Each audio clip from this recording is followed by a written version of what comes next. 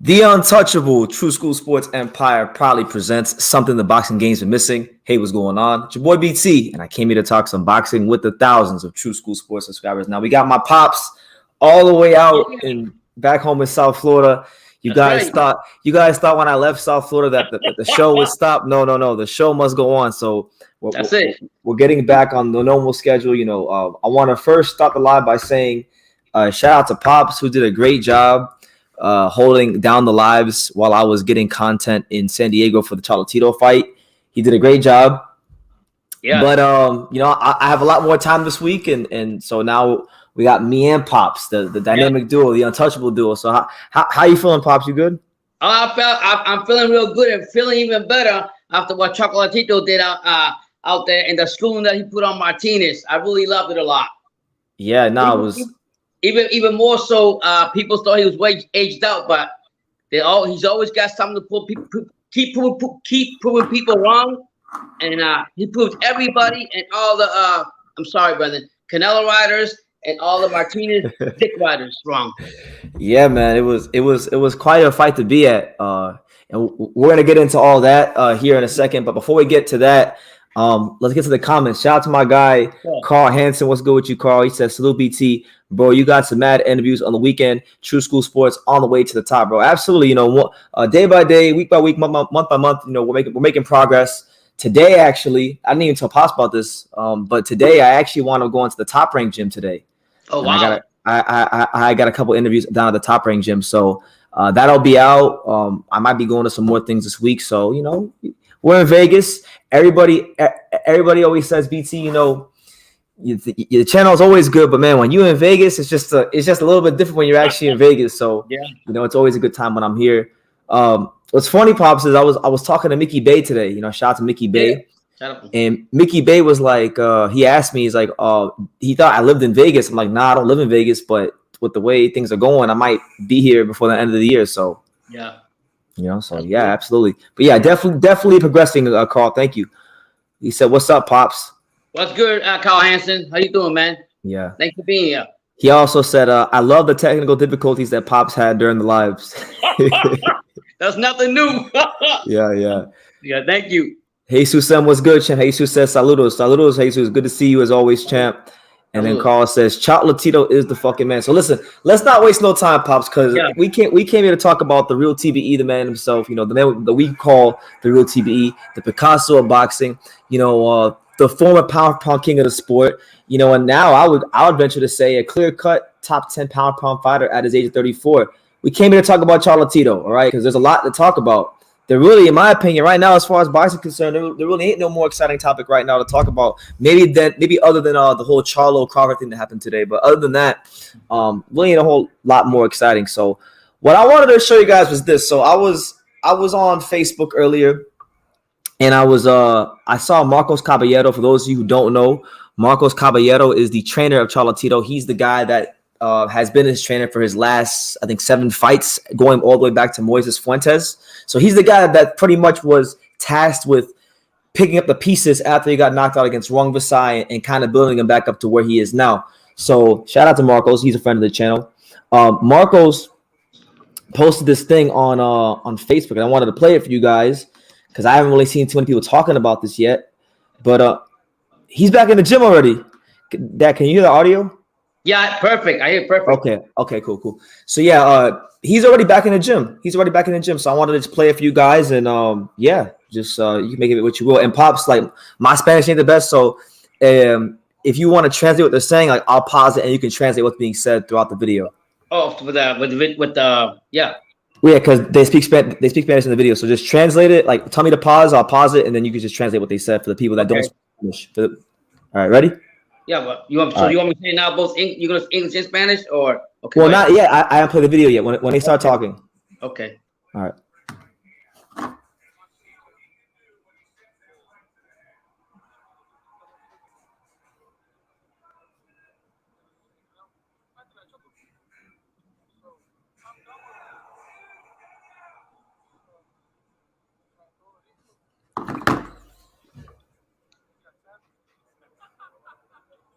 What's he saying, Pops? I don't hear anything. You don't hear anything? I didn't get to hear it. It's not clear enough. No, I didn't hear it clear enough. You don't hear it? No. How do you not hear it? I don't know. It's not coming on here. My mic is on. My mic is on. I'm here to you. All right, forget about it. Just forget about it. Anyway, yeah. I already know what's being said. He's just basically coming back to the gym to just keep his body in shape before he goes back home to Nicaragua. But yeah, he's back in the gym in Coachella, getting ready. Levi Luna, for those of you who don't know who this guy is, Levi. Carl says they can't hear it either. BT. Yeah, I don't know why. The volume is literally all the way up on my computer. Mine too. I don't know what it is, but you know what? I'll drop the link to the video, or maybe I'll post it on the channel later. But basically, Levi Luna, who's like one of the top Nicaraguan boxing writers, this guy has covered Chocolatito his entire career. He pretty much said, look, Chocolatito has returned to work on his physique today, Monday, at the Lee Espinosa Gym in Coachella, California, in unprecedented action in his career. So what do you make of that, Pops? I think it's great. I think it shows you what real champions do, what legends do, especially at his age, to keep his motor running and stay focused. Already know what it's going to be. And I think it's big. It's a great example by an old dog that is still the big dog. No, absolutely. I want to try to get the video. I think I know what I did wrong. I'm going to try to get back on. But yeah, no, it's good because like Chocolatito was a guy that in his career, you know, he had a reputation, especially like when he was going from like 108 to 112. He wouldn't live like he would blow up in between fights. He would eat whatever he wanted and whatnot. What happened? I just hit the bottom button. Sorry. You know, don't okay. Yeah, no, he would blow up in between fights sometimes. So you know, that would cost him, and that would sometimes make fights harder than they had to be because he would have to make a sharp weight cut. But it really seems like ever since he's got with Marcos Caballero, he's began to live the life a lot more because he knows he can't afford to blow up in between fights. He's got to be stronger because he's fighting bigger guys, and he's older now, so he has to take care of himself. So it really looks like Chocolatito is at a stage of his career where he's really just as professional as he's ever been. And that's really a good thing. Him staying professional and doing what he's doing now. I think he's more peace with himself. He's not he's got his made up mind that he wants to stay at 115.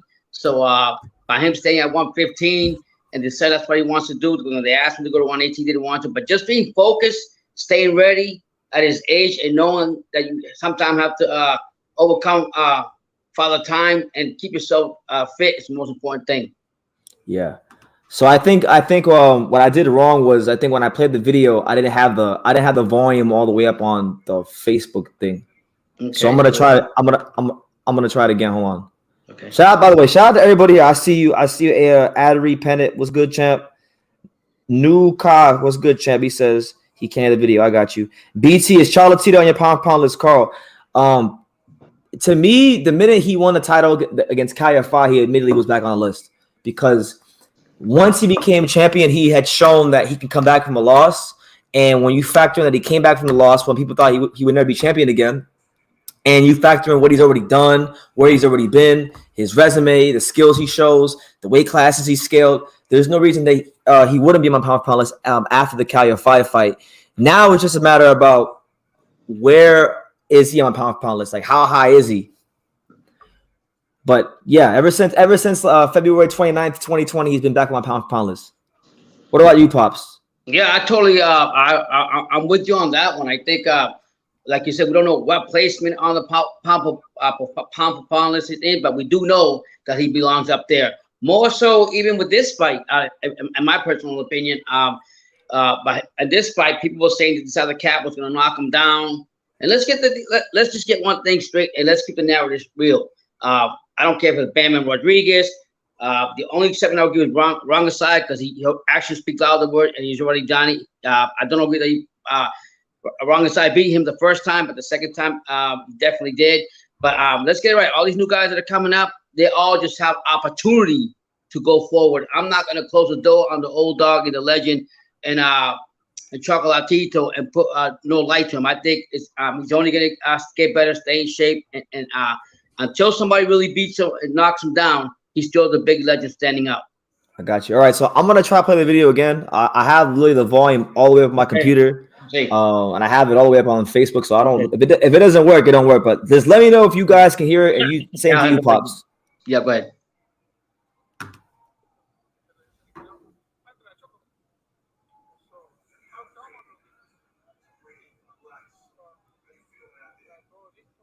Still don't hear it. You don't hear it? All right, forget about it. Forget about it. Forget about it. Forget about it then. Yeah. But yeah. Do you want me to download it here on the? No. Forget about it. Forget about it. Just forget about it. Okay. Forget about it. I'll just post it later or something like that. Okay. But there's a lot of options for him. You know, Pops. I'm here in Las Vegas right now, and you know, we got Ishmael Salas, who's one of the top trainers. He's also the trainer of Kazuto Ioka, who's supposed to be here in Vegas within the next week to 2 weeks, I hear. Yeah. And he's a WBO champion. He's the guy that a lot of people want to see Chocolatito fight in the sport. You know, that's a fight, Pops. I really would love to see. But you know what? I wanted to run this by you because I was thinking about this before we came on live. Yeah, I had seen somebody's video. Shout out to my guy, Boxing Truth, who's been making videos on YouTube for a number of years. He made some good points. I'm not gonna lie. I never thought I would say this, Pops, but I really think that there's never been a time, apart from 2016, there's never been a better time to make Chocolatito versus the Monster Inoue than now. Wow. What do you think? The reason I'm saying that is because, like, ever since the Monster signed with Top Rank, his career has lost some momentum.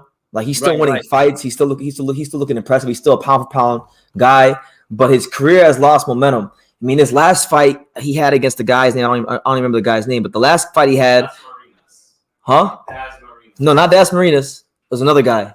It was in December. Yeah. The last fight he had wasn't even on net. It wasn't even on television in the States or anywhere. That's how much of a cherry pick, or not cherry pick, but that's how little of a deal it was. Top Rank didn't even care to put it on TV here in America, so he's lost momentum. You know, he needs opponents. Top Rank don't really got opponents for him. Chocolatito's coming in on a high. You know, he looks like he's really filling out at 115. Like, it's not like he doesn't look the way he did back when he fought Cuadras. His body was like really flabby when he fought Cuadras. Now he's had like 4 or 5 plus fights in the weight class, so he's filled out. You know, Inoue, as great of an offensive fighter he is, I think he does get hit. He's there to be hit. It's a great fight. I really don't think there's any fight that's bigger in the lower weight classes than this fight. If they really want to make a big fight happen, if Chocolatito is up for it, if his manager Carlos Blandon is up for it, and I should ask this myself because I have his number. You know, that's the fight. Same weight class, the same weight class, right? No. Chocolatito's 115 and Inoue's actually at 118. So Chocolatito would have to move up to fight him, but it will be a historical fight because this would be Chocolatito trying to become a 5-division champion. But I think Chocolatito, when they asked him about that in the interview, I think it was Sean that actually asked him. He said he doesn't want to move up to 118. But no, he says that. But listen, but if the money's right, I mean, that's what I was gonna say. Because as you told me many times when I was a young man, you always used to tell me, money talks and bullshit walks. Yeah, you're right. So if the money is right, I don't see why he wouldn't take the fight. And honestly, look, that fight's not just a money fight. It's the legacy fight of the lower weight classes. There's no two bigger names than Chocolatito and the Monster. And how old is the Monster compared to Chocolatito? That's big. Good. Ask that question. Inoue? Yeah, he's like what, like in his late 20s? He's probably like in his late 20s, like 26, 27. He's 28. Okay. No. He's 28 years old. So he's Chocolatito's 6 years older than him. Yeah, I want to say like this. I know Chocolatito experience. We see what he did against Martinez, but to me, Martinez is very unproven. He was a young guy, pressured to go up there and try to defeat the legend. But when I look at Chocolatito and what I was watching for this fight the other night, yes, his reflexes were great and everything. My only question is, will he be able to endure the style that Inoue fights, being a younger fighter, and the power that Inoue brings? I don't know, but like my thing is this: if the guys can get paid, I would love to see this fight. I would love to see this fight. Well, There, if the dollars make sense, because for me, like, look, normally I don't care about money when it comes to fighters because it's not my money, per se. Right. But these guys, they fight each other all the time. They're giving people great fights. They're giving boxing fans what they want to see on a more consistent basis than any weight classes in boxing. So if there was ever a fight where I'm going to care about how much these guys get paid, it'll be this one. I think Inoue should be making 7 figures and Chocolatito should be making 7 figures. Yeah, and you're right about that. I mean, the only thing is, like I said, that'll be for you because I know you always go back to the time when Inoue actually came to see Chocolatito fight one of his fights. He was there ringside. He was there ringside when Chocolatito fought Cuadras. I saw him in the concession stand. Right, and everybody was saying like this fight's going to be the next one, and instead supposedly Inoue took the highway. So it'd be great. Well, yeah, because Inoue didn't fight nobody at 115. He didn't fight Chocolatito, Gallo, Rungvisai, Ioka, nobody. Like none of the names. Right. So for that, I think it would you said the money would be great, and also I would think that it would give more motivation for Chocolatito, instant motivation and gratification to take it up a notch and actually prove. Yeah, I mean, he hasn't proved out to anybody, but just the fact they never got that fight and just to put a nail in a coffin, he will go out. You got a point. I mean, it's not like I said, it's not just a money fight. It's literally it's a legacy. It's the legacy fight. There is, in my opinion, look, because shout out to Boxing Truth. He's the reason why I'm talking about this now. Like he titled this video. He said that that fight is the holy grail of boxing. And truth be told, I agree with him. There is to me that people always ask me like, BT, what's the one fight you always wanted to see? Your dream fight, and I always tell them like Chocolatito versus the Monster. I know. Every time we talk about that, that's one fight. No matter when we have a conversation, you always say, if I know I would have fought him, he would have had satisfaction. It's more like, to be honest, not in the same instance, but like the same way we want Andre to get his shot with Canelo, whether he wins or not, is basically what we want from Chocolatito to get that chance to get that fight that people really wanted to go see. And honestly, I don't think right now Chocolatito is a long-standing legend in the weight class, right? There's nobody else in boxing, period. But he's like the pretty much like the Canelo of the lower weights, like as far as like the money he makes and the attention he attracts for the weight class. Like there is nobody bigger. Yeah, and then every fighter wants to fight him because they know it's going to be their biggest payday, and it'll be the fight where they get the most notoriety, whether they win or lose. Yeah, one thing that I know we were top ranked on favor Inoue is they don't promote the fighters they should be promoting. I mean, besides the big name like Tyson Fury, like their own agendas who they really want. Yeah, but it's not really hard to promote Tyson Fury. Tyson Fury promotes his damn self. No, I'm saying that, but what I'm getting at is when you brought the point that I know they didn't put it on TV, they didn't put the Josh Taylor at one time. Those are issues that they have within their own compartment, which is actually put up. No. I gotta correct you. The Josh Taylor thing wasn't a top rank thing. That was a Sky Sports thing. That's something that's completely opposite. Right, different. Yeah, but then they should still put the brakes on. That's why I know sometimes when you want to side with some of these promotional companies, then your career doesn't go and they put a break on it. It really sucks. The same thing with PBC with a lot of the fighters. It's sad because I mean, look, it's really like it's not really completely their fault either. Like they don't really have a lot of opponents for them at top rank. But like the last guy's name, by the way, just for those of you who are wondering, the last guy whose name I could remember, his name was like RN Dippian or something like that. I can't even say his name, but like the dude was like 12-2. They fought in Japan, and like nobody in America could have watched it unless you found like a what do they call them? I forgot that. Streamline. No, I can't even. Not even a stream because it was like on Japanese television only. Not even a stream. That's crazy. Hira, I think Hira was here. Hira, what's that thing called where you gotta watch it on like a special thing? I forgot what it's called, but like it was damn near impossible to watch. And the fact that somebody as great as the Monster, is in his prime, he's 28 years old. He had a fight. I don't care how good or bad his opponent was.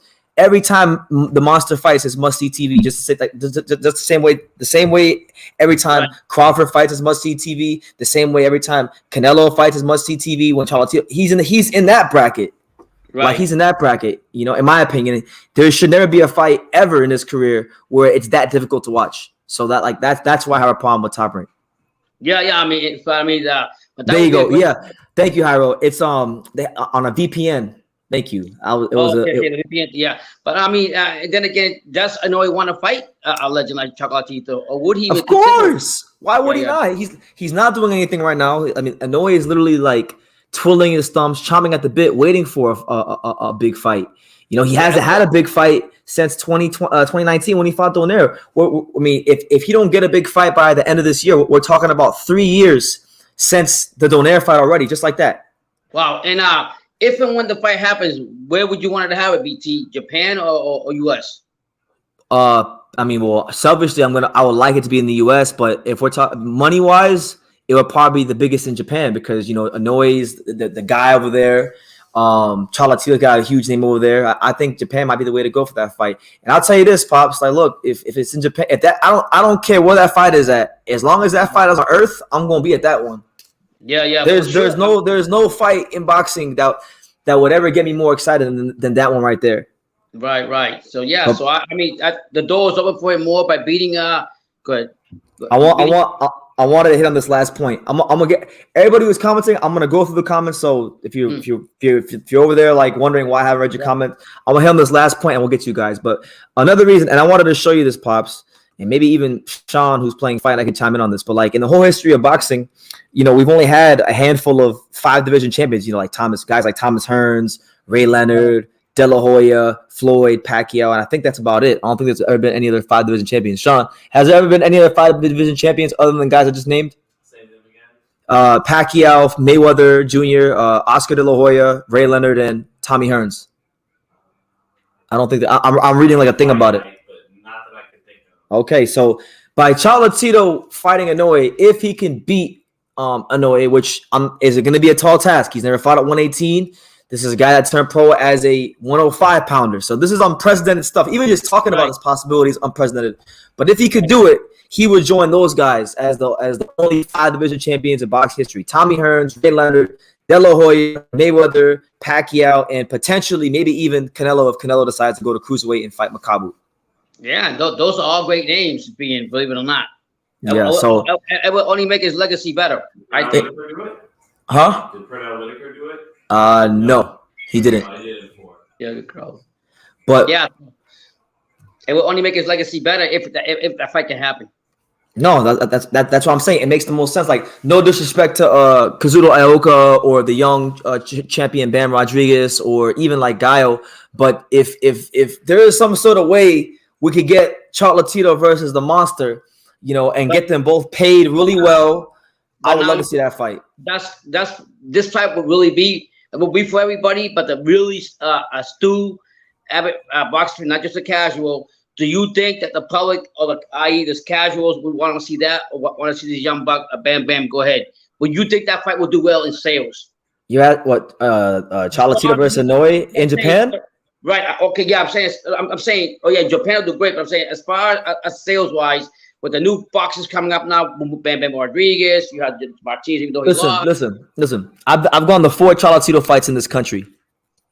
A lot of these promoters and boxing fans run their mouths and say that the little guys don't sell. I've seen consistently. I'm not going to count the Estrada rematch because it was COVID. They sectioned the stadium off because of all the nonsense going on in the world. Mm-hmm. But like apart from that, you know, the Calify fight, the Cuadras fight, and especially this past weekend against Martinez, I've seen these weight classes sell tickets consistently. I've seen Chocolatito prove himself to be a ticket seller because when he fought Cuadras, he was the headliner on that show. Right. And Cuadras, even though he was undefeated and he was a good name in the weight class, he really hadn't fought in the States a whole lot. So that fight really was carried off the strength of Chocolatito's popularity amongst boxing fans in the Southern California area. So that fight, well, I have zero doubt in my mind. If they made Chocolatito versus Inoue, whether it's in Japan or maybe like in LA or something here in the States, there's no reason why it wouldn't be a big deal. I'm actually disappointed because I remember when the Monster first signed with Top Rank, I thought that Top Rank had a unique opportunity because there really hadn't been a Japanese boxer who had accomplished so much at such a young age with his level of like marketability. I really felt like Top Rank should have been taking him over to like LA and tapping into like the Asian community over there, making him like the Canelo for the Asians. That's what I thought. but it never quite worked out that way. Right. You know what I'm saying? Hey, I'm gonna get some comments. I wanna acknowledge someone special in the comments. Let me go all the way down. Shout out to my man Gerardo. Just so you guys know, my man Gerardo, he's actually part of Team Chocolatito. So shout out to him. You know, Team Chocolatito in the building. Good to see you, Gerardo. Yeah. How you feeling about the win, Gerardo? You good? Good to see you. All right, but I want to go back up to the comments because I see a whole lot of comments that I missed, and people are asking me some really interesting questions that I want to answer. Okay, so shout out to everyone here. Make sure you smash that like button. It's the Untouchable True School Sports Empire live and in prime time in the flesh. Give you guys that world-class boxing talk. Shout out to my guy Carl Hanson. He says, "Hey BT, could you hear the crowd boo Chocolatito?" Of course. I mean, I have been to a lot of Chocolatito fights. I would say that this, out of all the ones I've been to, this was the most pro-Mexican crowd I've ever encountered for a Chocolatito fight. Because normally, like when he fought Gallo in the rematch and when he fought Cuadras, he had just as much, if not more, of the crowd than those guys did when he fought. But, you know, this is in San Diego. They're right next to, you know, Tijuana and right basically in Mexico. Yeah. And then factor in that Martinez has the Canelo Association. You know, he's just, you know, he gets more support than the other guys do, even though I think the other guys are better fighters. So, yeah, I heard it. They were booing, but by like round 5, 6, 7, they were saying, they were chanting chocolate, chocolate. Like the boos turned into cheers by the middle of the fight. And only the great ones can do that. What, you know what I'm saying? Relax. I got to put this on honor of Chocolatito. Uh-oh, Pops got the crown. There you go, Pops. Yeah, put the crown on. That's in honor of Chocolatito. Okay. Mm-hmm. Let me see. Why was Canelo so excited for Martinez? He's trash. Well, I'm not going to downplay Martinez. He's not a trash fighter. He's a world champion at 112. It's just there's levels, and he had some flaws that you know, way too much for a guy of Chocolatito's caliber. But you know what? I'll give Martinez this much. Martinez was game. He didn't fold when things got hot in there. He kept throwing some good body shots in spots of the fight. I just hope for his sake that he didn't take too much of a beating, because beatings like that can change the whole course of your career. You know what I'm saying? So best of luck to him. I'd like to see Martinez go back down to 112 and fight Sonny Edwards in the unification fight, because even before this fight, I've told people for a long time, I'm not so sure that Martinez beats Sonny Edwards. Yeah. You know, shout out to my guy Hyro, one of my favorite subscribers. He says, "What's up, BT? Man, Saturday was a great day. Martinez is still a bitch. They should give everyone a medal who gets their ass kicked." Yeah. I mean, I think one thing I know is BT real quick. Martinez, I think the pressure for the lights and the pressure, like with the magnitude of that fight, took an advantage on him, I think. But go ahead, look at your comments. No, I'm going to keep talking. I'll just cut you off when I find one. Martinez, I'm not saying that was the only thing besides him making the weight, whatever, but I think just the pressure, him being there and what they were saying prior to the fight, his team, that they were going to knock out Chocolatito and this, all this shit. And I just felt that when he was fighting there, and I'll be honest with you, I think Chocolatito could have hurt him more. Chocolatito had him by the ropes. He was just taking it, you know, doing his thing, getting his points, but he wasn't there to hurt him. Another fighter would have hurt Martinez. But Martinez was hurt. No, I'm saying he got hurt, but I think, but I'm not taking that from. But I'm saying I just think that Chocolatito put back the pedal, held back the pedals, and didn't go like literally like when he had, you know, a lot of times he had him on the ropes, and Martinez could look tired and everything.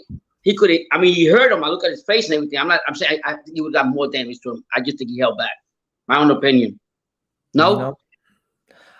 Man, the guy threw 1,000+ punches. I think he landed about 50% of his power punches. He gave Martinez what he gave Martinez was worse than a knockout. He gave him a slow, methodical beating. Like that type of beating can really change the trajectory of a fighter's career. Yeah, and I want to say one thing. A lot of people are like discrediting. They're not everybody. But Pops, I'm gonna cut you off right quick.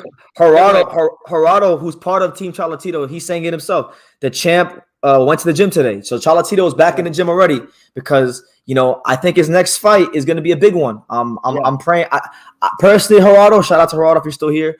I hope that he doesn't fight Gallo again. We've already seen it twice. You know, I personally think that Gallo didn't want no smoke in the third fight. That's why all this COVID stuff came out 8 weeks before the fight.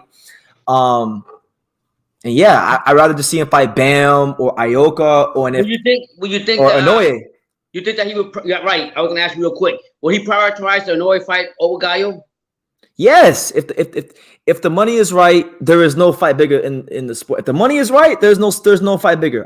Chocolatito can say whatever he wants about wanting to stay in 115, not wanting to move up and move down. If that money is right, if the powers that be come correct and they give Chocolatito what he's looking for and Inoue what he's looking for, and there's no fight bigger because it's the biggest money. More than likely, it'll be the biggest money he ever makes in that fight. And it's the most history he can make. It's not even just about the money because Chocolatito, yes, he wants to make money. Yes, it's prize fighting, but as he's shown time and time again, he's about fighting the best. Yeah. There's no fight that will do more for his legacy, which is, by the way, with or without Inoue, his legacy is already cemented. He's an all-time great, creme de la creme, elite, just one of the best fighters ever in the history of the sport. He's at that level. But him beating Inoue literally takes him to like another stratosphere because then you're joining the guys like Mayweather, Pacquiao, Leonard Hearns. You're a 5-division champion. I'm saying, but we got a lot of comments. Shout out to all 29 of you here. Guys, do me a favor, right? If you haven't done so already, smash that like button because that helps the channel. That helps us live out and it lets YouTube know that you're rocking with the untouchable True School Sports Empire. So please do that. Also, let me know what city, what state, what continent you're watching from. Pops is in South Florida. I'm in the fight capital of the world, Las Vegas, Nevada. We're doing the True School Sports nationwide tour this year. Right now we're in the early stages. It's already going really good. So, absolutely. But Rico says, super chat. Yes. So Don King can make an appearance. That's it. Don King don't come out until the super chats come out. Go ahead. Yeah. Shout out to my guy Rico Ransom. He says, "Yo, BT, you heard the excuses Canelo made for Martinez. 6-week notice, like he didn't give Smith and Kovalev 4 weeks." Well, I only heard about it. I didn't watch the interviews or hear for myself, so I have to actually watch the interview and hear the context of what he said. But I mean, look, if that's what he said, he's not really the person to say that. Okay? Yeah, he did say it though, Brandon. He's giving guys, huh? He did say that, making excuses just like Eddie Reynoso. I don't care if they went 8 weeks or 7 weeks or whatever. Chocolatito would still beat him, even worse. Listen, he could have had. Listen, I like Martinez. I think he's a good fighter, but he could have had a 15-week camp. He's not beating Chocolatito. He's not. He's a very good fighter, and I don't wish bad on him. I hope he take this and use it to become a better fighter. Yeah. But no, that's irrelevant. I mean, he was in shape for the most part. He was throwing punches the whole fight. We didn't learn anything different about Martinez this fight. He normally, when he goes 12 rounds, he normally throws around 700 punches or so. He threw around 700 punches this fight. If you look at the comedy box, so it is what it is. But if that's what he said, then he ain't the one to really be saying that. Now, Pops, we got our first super chat of the day. So shout out to my guy Carl Hansen with the $7.99 super chat. You guys know I've said it many times and I'll say it again. When the super chats come out, so does Don King. So Don King, talk to him. Hey everybody, let's have some fun. You don't live but once, and when you're dead, you're done. So let the good times roll. It don't matter whether you're young or old. Let the good times roll. It don't matter if you're young or old. Let the good times roll. But listen, Carl didn't ask for Don King. He asked for Scott Steiner. He asked for the big bad booty dad. He asked to be put in the Steiner recliner. So Scott Steiner, talk to Carl. Scott, talk to him. Up and grind. And it's only a matter of time because he called me the big bad booty daddy. The big bad booty daddy. He says, "I need to see the big bad booty daddy." Well, you saw him, champ. You saw him. There you have it. Thank you so much. Carl. Thank you for all the love and support, Carl. But yeah, man. We see. We got my man Anthony in Sarasota. Shout out to you, Anthony Mazzano. Good to see you, champ. We got Moises Lorenzo Lopez from LA. Shout out to LA. And my guy Dundada, BT and Pops. What it do? We good, champ. Just we're trying to make sense of what happened this past weekend, or we're trying to give our thoughts on it, and also talk about just where the heck Chocolatito goes from here, because I really think he's got a lot of options. I think there's a lot of attractive options. The ones that are the most attractive to me personally are probably the most long shot ones, but there's great fights out there for him. You know what I'm saying? Mm-hmm. Let me go back down because Gerardo. Anytime Gerardo comes, I'm just gonna acknowledge Gerardo because Gerardo's part of the team. So this is a guy that's there.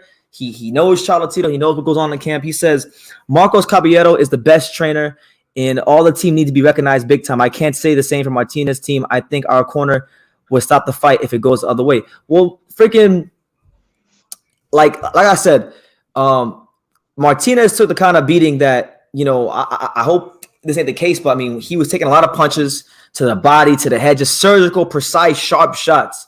And beatings like that can take a toll on the fighter, and it can, change the trajectory of the career. So, I mean, I'm not here to talk bad about nobody. I'm really actually making it a point this year to not talk bad about anybody, even though, like, you guys know what I think about Canelo and Reynoso, so I'm gonna say it again.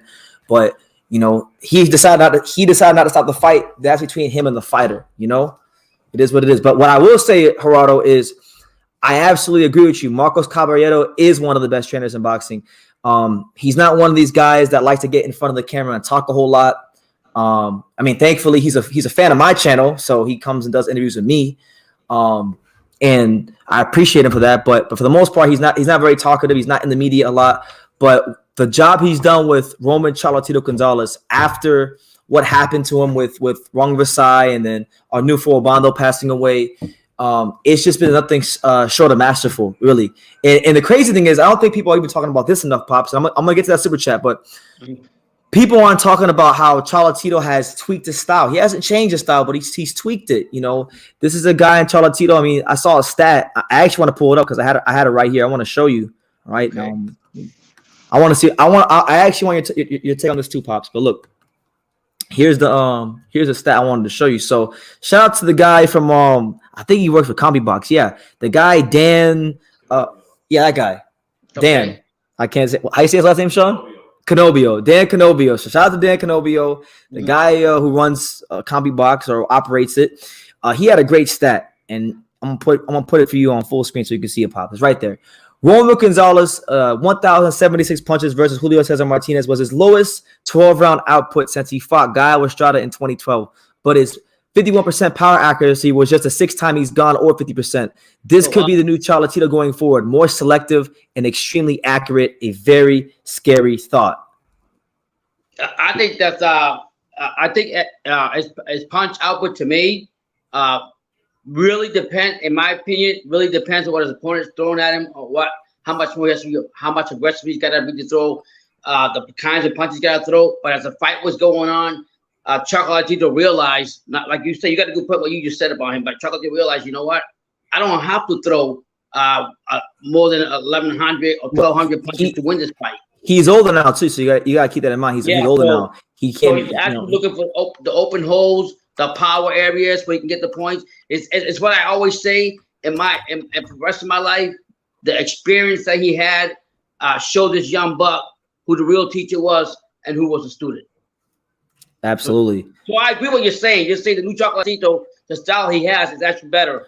I wanted to show you this stat too, because I think this is kind of telling of the fighter he is just in general, right? Because like Chocolatito's a guy that he does his best work in the back half of fights, and this stat right here will prove to you what I'm saying. So if you look at the last 5 times Roman Gonzalez has actually gone to the 12th round, these are his stats in those last 5 times that's happened. So 2016 against Cuadras, he threw 109 punches against Cuadras. He landed 32 of them. When he fought Juan Versailles in the first fight, he threw 99 punches. He landed 41 of them. When he fought Israel Gonzalez, which people don't give that one enough credit, but when he fought Israel Gonzalez, he threw 27 punches, or he landed 27 punches out of 149. And then if you look at what I want you to focus on, Pops, is this. So all these five fights on the screen, 3 of them were under Marcos Caballero, right? Okay. And you can see in the 12th round under Marcos Caballero, there's a distinct difference in the amount of punches he throws as to when he was early in his career. So what that means is he's finding ways to conserve energy in the beginning, in the middle parts of the fight, and that's why he has enough energy to throw 149 punches, 158 punches, 129 punches in the 12th round. There's no other way you could do that unless you take your time in the early part of the fight. That's actually a good stat that you just brought out here. Shout out to Marcos Caballero. It's great that he's done that, because, like I say, when you get older, you got to find ways in any sport, how am I going to still be a fight at a level that I can maintain that I've done for the last 10, 13, 14 years? And I'm just saying, and still continue on. And he's not only throwing those punches the way he is, he's also landing with the points and outwards a lot better. No, absolutely. So that's the one thing, I think his ability to conserve energy, and I think even his defense, like people aren't talking about enough, but like his defense is getting it's better. Like he's tighter with his defense than he was maybe early in his career. He was always a great defensive fighter, but I think now there's more of an emphasis put on it, and that's why you're seeing like this fight was a defensive masterclass. The guy Estrada fight, in my humble opinion, was a defensive masterclass as far as parrying and. I think he's gonna need it as his career continue on. That being especially with all these young guys that are throwing cannons and bombs at him. You know what I'm saying? He's gonna absolutely have to use the defense to protect himself and to have the duration of the fight where he can come towards the end of the fight without being able to need oxygen mask to breathe. Yeah, no, absolutely. Rico Ransom says, is it a stretch to say that Roman Gonzalez is the best inside fighter of the decade? I can't name no one in the past 10 years who was as dominant on the inside. Listen, in my lifetime, I mean, I have to really sit down and think about it, but off the top of my head, I mean, he might be the best inside fighter I've seen in my lifetime, period. I can't think of. Sean, what do you think? Who's the best inside fighter you've seen in your lifetime? You know who I like? Who do you like? I like Jose Luis Castillo on the inside. Jose Luis Castillo? I'm not saying he's the best. I like. You liked him, okay. All right. Yeah, I'll think of a few others. Okay. Sean likes Jose Luis Castillo. By the way, guys, okay, I'm going to take a pause for a second just to say, make sure you guys go to Fight Hype and check out Sean Tittel and the fine work that they're doing over there on Fight Hype. There's a lot of channels that put out a lot of content during Fight Week, but in my humble opinion, and I'm not just saying this because I'm in his house and because I'm his friend, I'm saying this because it's just the truth. They're doing the best work. So shout out to the fine folks at Fight Hype.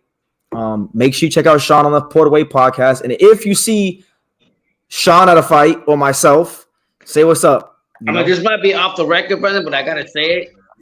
Fuck. Huh? Fuck Fighting Hub. Hey, no, Pops, don't go there. Don't go there, Pops. Okay. You said Andre Ward? Andre Ward was good on the inside too. Yeah. Yeah, I just like Fighting Hub. I'll leave it at that. James Tony, Andre Ward. These are great defensive fighters. Roman Gonzalez. Oh, great defensively on the inside, you're saying. Yeah. Well, just great on the inside, period. No, absolutely. We got a second super chat. Shout out to my guy, Javon Ashtray Walton, which is not actually Javon Ashtray Walton. It's actually Hyro posing as Javon Ashtray Walton. But you know what? The super chats came in. He said, give me the Terrence Crawford with the smoke. All right, so I got you, Javon. Here you go, champ. Pussy ass. Bring your ass out. I'm looking for you. I'm looking for you, Al. Where you at? There you have it. So he says, I'm everyone's favorite prospect. Yeah, Javon. Apparently, I just learned this from Harold the other day. Apparently, Javon Ashtray Walton's he's an actor or something like that. Harold, you need to clear that up for me because I don't remember who he was, but you were explaining it to me the other day. There's no question that Chocolatito is the man to beat in and around 115. And you're right. And it's crazy to say that. It's crazy to say that because I remember so clearly when he was fighting Cuadras, like even when he had beat Cuadras, people were like, okay, he beat Cuadras, but he, it was a tough fight and it looks like he's capped out. Like nobody really thought in late 2016, that 6 years later, he'd still be at 115 at the top level. Yeah. I mean, they thought he was a run over dead horse. That you shoot him and put him to sleep. That didn't happen here. Yeah, no, absolutely. Leo Medina says, I like to see Chocolatito fight Ioka, Rung Vasai, Gaio, and then Bam Bam in that order. So he like Ioka, Rung Vasai, Gaio. Those are the fights you want to see. For me personally, like if I had it my way, okay, if you can get these guys the money, Inoue versus Chocolatito #1, because there's no fight with more importance and more legacy on the line than that fight. But Inoue #1, Bam Rodriguez 2. I'll go with Ioka 3. Give me Rung Vasai, the third fight. I mean that could be fourth, and then Gaio could be like the dead last. Because I already know Roman is better than Gaio. I already know he beat him the first fight, and I thought most people thought he'd be in the second fight. Yeah, that in any order, those will still be good fights. I think For me, I'd have to put Rungvisai last on this list because he already got supposedly won the first one, lost really bad the second one. So it's a mental thing with no, I mean Estrada. Yeah, Estrada. Okay, Estrada. Because Rungvisai beat him Chocolatito twice. Right. Okay. Yeah. Nelson Z says Martinez is trying to get an edge in power, but his lack of defense was his downfall against the best offensive fighter. Yeah, absolutely. Martinez is a gunslinger. It normally works against them guys at 112. But like anybody who really watches boxing, if you took any time to just go watch the McWilliams Arroyo fight, you saw what some of the flaws were. You saw what he was bringing to the table, and there was no surprises as far as how the fight played out. Actually, no, I can't say that. The only surprise was the fight was so one-sided. I thought Chocolatito would win and stop him. I just didn't think it would be that one-sided. You know. Mm-hmm. Anthony says, BT, I'm a big fan of El Rey. I was wondering, do you guys think this loss affects him in a negative way or a positive way where it forces him to improve his flaws? Well, I'll tell you this. If what you guys are telling me is true, because like I said, I've heard about it. Sean told me a little bit about it. People have talked to me about it, but I haven't watched the interviews for myself, so I don't have an opinion. But like, if they're over there making excuses and not acknowledging what happened on the night, and they want to blame it on circumstances, then he's in trouble. Both of them, Eddie Reynoso and Canelo. I heard him. I'll tell you this. Eddie Reynoso hasn't lost a fight in a while. I mean, he's been on one of the greatest winning streaks since freaking Death Row Records. The guy hasn't lost, and I don't know how long. When was the last time he lost a fight? Because Valdez, last year, I think all of his fighters won. He has Canelo, who's more people believe to be the pound king of boxing. He's been on a great run. So for him to lose a fight is rare. For him to lose a fight in that fashion is even more rare. And I'll tell you this, he hasn't experienced a loss in a while. If he's saying that he's not handling it well, and he better get it together quickly because his next fight is going to be Shakur Stevenson versus Oscar Valdez, and that could end up just as bad, maybe even worse if they're not careful. Yeah, you got a point on that one, that's for sure. You know what I'm saying? So and then listen, people are gonna keep riding on Bivol, and they're entitled to do that, but that's no cakewalk either. No, it's not. I mean, people better not sleep on that for sure. But yeah, I mean, I'm just happy because I just don't like that. Like I was telling you before, one of the things I think that Canelo, the way the answer he gave about Chocolatito, I don't think he knows Chocolatito's good friends with Gigi. That's my own opinion with Gigi, so he doesn't like Gigi. Oh, you think it's because of the GGG association? Yeah, with them being friends and stuff. And that's what I heard too. I heard the same thing. Yeah, and I'm gonna be honest. A man got to accept responsibility, whether it's good or bad. And to me, Eddie Reynoso and Canelo show me they weren't real men to come out and accept the fact that their man lost the fight to a legend. Absolutely. Hyro says, Javon Walton is a 15-year-old kid that trained from the age of 4 to be a boxer. He became an actor because they saw him hitting the pads in the Steve Harvey show. He knew Coach Lopez from the Granite City Boxing Gym. Okay, yeah. Javon Walton is he's an actor. But he knew Coach Lopez. RIP to Coach Lopez. He was a great friend of the channel. He's got 3 sons that are all pros right now. They're all, good prospects. I think Najee, who we just saw a fight a couple weeks ago. I think Najee, just so long as he keeps developing and bettering himself in the sport, I think Najee will be a world champion. Hakeem and K-Champ, they got some more developing to do. But ever since I first saw Najee Lopez in the gym spar in like 2019, I thought he was special. Yep. Yeah, so let me see. Dendada says no. Canelo even said there was no loser that night. Martinez will be better with the loss, but he did say if Martinez had a full camp, he would beat Chocolatito. Well, he's supposed to say that because that's his stablemate. You're not gonna expect him to say, hey, he's shit. I don't like him. No, he's gonna stick up. If he's a good teammate, he's gonna say those kind of things. He may not believe it because Canelo's not an idiot. He knows boxing, But if he did the right thing as far as a teammate. Now, we'll see what happens. We'll see what happens with Martinez down the road. BT, how Mauricio Lara performed on the card? Who is the next fight between Kiko Martinez, Mark Marcel, or the Nevada thing? I'm a bit confused by the question, but as far as Mauricio Lara, Pops, let's take this time now. Let's talk about some of those fights that happen on the undercard because I don't want. I know we spent 50 minutes already talking about Chocolatito because he's talking about 50 minutes, but let's take some time to acknowledge some of the performances on undercard. So, Pops, I'll start with you and then I'll give my opinion. What did you make of Diego Pacheco's first fight with the Benavidez camp? I think he scored a stoppage victory. What did you think about what you saw from Pacheco? First of all, check you guys if you haven't go to True School Sports and check out his interview with Diego Pacheco. He's a follower of the channel, so God bless him. I think he put in a great performance. That knockout that he gave him, he knocked the guy out twice. He's only going to get better. He's another young cat that we have to watch out for. And you've always said he was very talented. Every time we get a conversation of your top young fighters, you always bring his name out.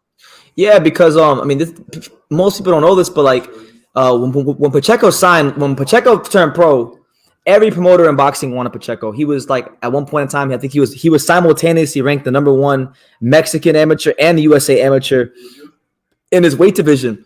Everybody wanted him. He signed with Eddie Hearn. When Eddie Hearn first started coming here to the States, it was like him, Otha Jones III, Emma Williams, Raymond Ford, and Mark Castro. They all signed. Everyone at that time, I remember they would say like Mark Castro's the best or those guys. I think, especially after this weekend, Mark Castro definitely isn't the best. I like him, but I don't think he's the best. Diego Pacheco, of that bunch of the Matchroom USA prospects that have signed, he's the best. I just think with his frame, with his size, with his amateur pedigree, with his increasing strength as a man, there's just really, to me, there's nobody that I think has a chance to be a not just a world champion, but a world champion that can get the belt and keep the belt. I like him a lot. So you see a lot from you. The future is bright. Yeah, I mean, and I think it's good for him training with Benavidez and whatnot because they train extremely hard. He even said it himself when I interviewed him. He said that it was very difficult in the beginning of camp, but I pushed through it and I went to a whole nother level. And it was kind of like one of those experiences in life where you go from being a boy to a man, and that's the way he fought. That's the way he fought on Saturday. He didn't go on there like in other fights where maybe he's showing the skills, but he's lacking that killer instinct or the extra bit of quality. He went in there and he showed you the skills, but he showed you that there was something more with it. And I'm looking forward to seeing how he develops and how Matchroom continues to move him. Yeah, that's true. Yeah. And I like the fight too. Is I like Suzuku. How you say his name? Suzuku. Suleiman Sissoko. Yeah, Suleiman Sissoko. I really liked him when I forgot when we were watching him when he first came out. I don't know what kind of chemistry he's got with Virgil Hunter. Hey, we give Virgil Hunter a lot of shit here on this channel.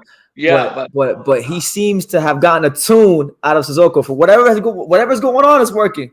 Yeah, whatever magic he got or whatever it is going now. I was listening to when he's giving instruction, and he wasn't talking about you got a family, an ocean, you got a shark, or whatever the case. He was actually giving him instructions what he had to do.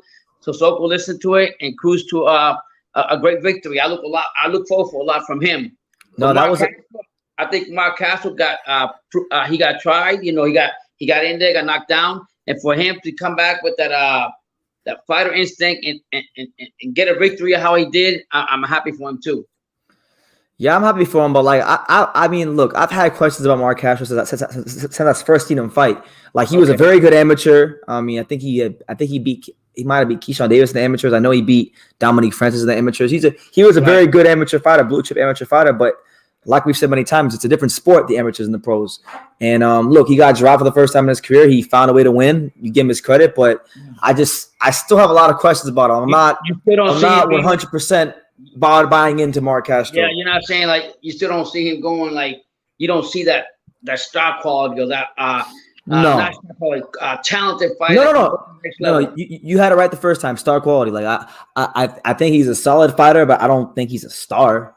They're gonna try to make him a star, and only time will tell if he becomes that. But I don't see a star fighter. I don't see a guy that's pound for pound, generational talent, nothing like that. Just a solid fighter, Right. Shout out to everybody here. Make sure you smash that like button. I appreciate everyone. It's the Untouchable True School Sports Empire with Pops.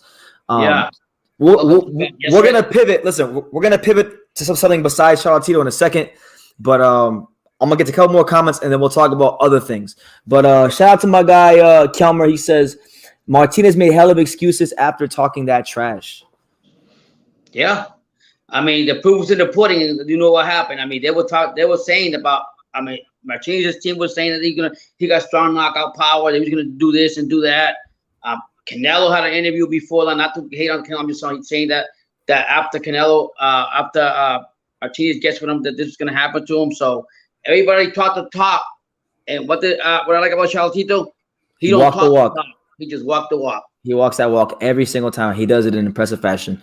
Yeah. Moises Lorenzo Lopez says, I was screaming, Viva Nicaragua! And the Mexican crowd was looking at me crazy. I didn't care, though. I still showed all my support. Yeah, and listen, man. Right. You're a brave man for that because anybody that was there this past Saturday at the Pachenko Arena, it was an extremely, extremely Mexican crowd. So, God bless you. You're a very brave person. Let's see what else. I know I missed some comments above. I know I missed a couple comments above that I wanted to get.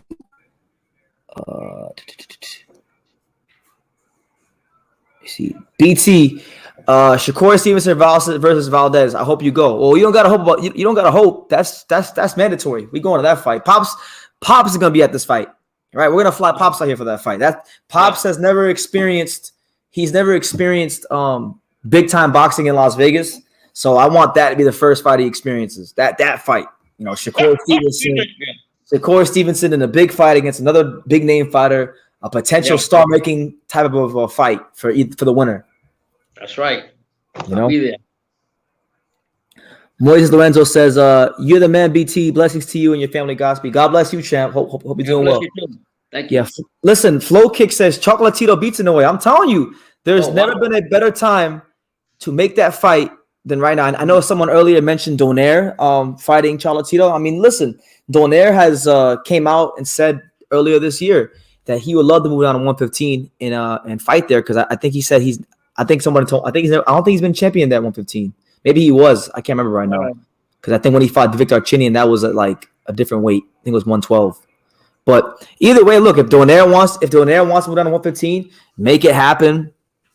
But to me, the biggest legacy fight, like Donaire is a great fight as well, but there's no legacy fight in this weight class. And you could even argue, call me crazy. Yeah. There's probably it's hard to find more than maybe one or two fights in the whole sport that would be, as far as legacy, bigger than Chocolatito versus Inoue. Maybe like an undisputed heavyweight fight would be bigger. Right. Will be more legacy wise because it's heavyweights and we haven't had a heavyweight undisputed in like 20 since Lennox Lewis. Maybe Crawford Spence, but that's about it. And even like, no disrespect to like Crawford or Spence and all those guys, but I mean, Chocolatito has been fighting at the world championship level since 2008.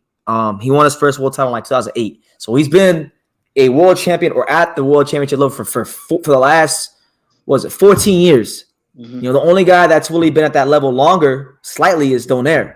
Yeah, so, yeah, that's right. You got him you got him on one, and then you got Inoue, who comes from a country where there's a lot of boxing history. Yeah, probably one of the most some of the most history in the sport comes from Japan, and he's making a bid to become the greatest fighter from his country. So it's a fight that has massive implications. I sound like a promoter. Is he more popular than Murata in Japan? Yeah. I don't know. I don't think he is. I don't think anybody's more popular than Murata in Japan. He's like the LeBron James of Japan. Oh, this guy had like 30-something million when he fought. I think it was Hassan Ben Dam in the rematch. I think they had like 30 million plus viewers. Jeez, wow. So like that's why I keep telling everybody if Murata somehow pulls off the upset against Golovkin, don't even hold your breath about who Canelo's next fight is going to be against. It'll be that fight. Yeah, for sure. For sure. Like that, there is no fight because Murata's bringing a bigger audience in Japan than Canelo can bring from Mexico. Yeah. And they were saying, I don't want to jump up the thing, but I mean, they were saying that Canelo possibly will fight Makabu or Ryder. We'll go into that another topic. Yeah, we'll get into that later. Yeah. But let me see. Hyro says, man, I don't like that Earl Spence lives in Texas. It took him a year and a half to chill on his ranch. Hey, Hyro, By the way, Harold, and you know what? We talked about Chocolatito for like an hour, so we'll pivot into other stuff now. Yeah. Harold, I don't know if you saw this, but I was reading an article today where Earl Spence was just making a lot of positive comments about Keith Thurman, which is weird because he never makes positive comments about Keith Thurman. So I'm just saying, man, it looks like if he gets the job done against Ugas, like I've been telling you since before this year started, if he beats Ugas, they're not gonna go fight Crawford. Yeah. Pops, did you see today? Did you see today that I haven't checked everything out, so I didn't see that. So Jamal Charlo, I don't know, or Jamel Charlo, I don't know when this was. Maybe it was today. Maybe it was in the last couple of days. The standing podcast. I had an interview with him. Yes, they had an interview with him, and they asked him about Crawford because Crawford said recently that he'd like to fight the winner of Castaño versus Charlo at 154. And Charlo was basically saying, "Oh, well, he's got all these guys at 147. He should go fight them because I'm not gonna."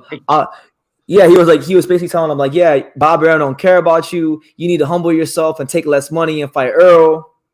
Oh my God! So basically, he's shun away from his question. He don't want no smoke. He don't want no smoke with Terrence Crawford. He know.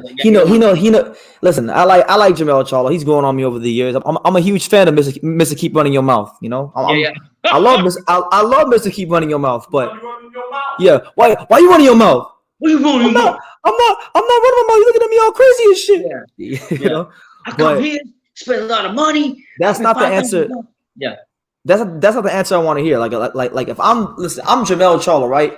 I'm the man at 154. Yeah. Or about maybe depending on how you see the first fight. I thought Castaño won the first fight. It was close. But he's one of the.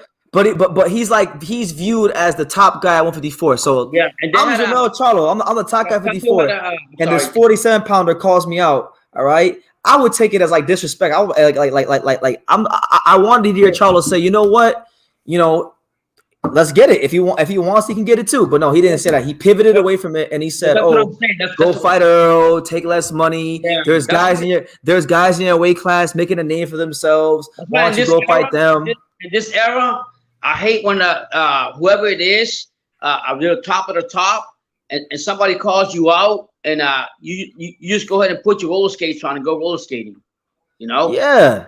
Like just come out. It's a challenge. Take it. See what happens. And I'm gonna go back to that only because we're talking about Chocolatito. That's one thing you told me. He never ducked anybody. Never. But the reason is because he can't. But even if he could, I don't think he would duck people with Chocolatito. That's what separates him. That's what separates him. I mean, look, this fight, right? This fight, Martinez. Once Gael got COVID, he was well within his rights to say, you know what, give me someone like that's in the lower part of the top 15. Give me like a softer point. Like, let me see. Like, I'll give you a random name. Like, let me go on 15 right quick. Like, he could have easily paid a lot of people. Right. He could have easily came up here on some bullshit and said, yeah, give me Prince Patel. Yeah. Give me someone like that. Give me a Prince Patel. Give me, Andrew Maloney. Give me Pedro Guevara. Give me them type of guys. He could have said that, but no. Yeah.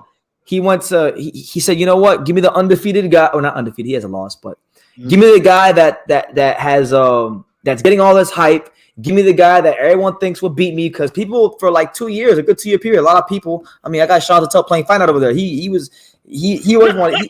He always wanted to see this fight, and I did too, because we thought it would be a competitive fight, and it wasn't a competitive fight, and that's why Chocolatito's legacy this weekend was enhanced, because he's 34 years old. The fact that he's still fighting at this level in itself is just ridiculous, because I mean, Carbajal didn't fight at this level this long. I don't think Ricardo Lopez didn't either. Ivan Calderon sure as hell didn't, and he was a pound fighter. He surpassed him in that way. All right, so it really is a credit to him.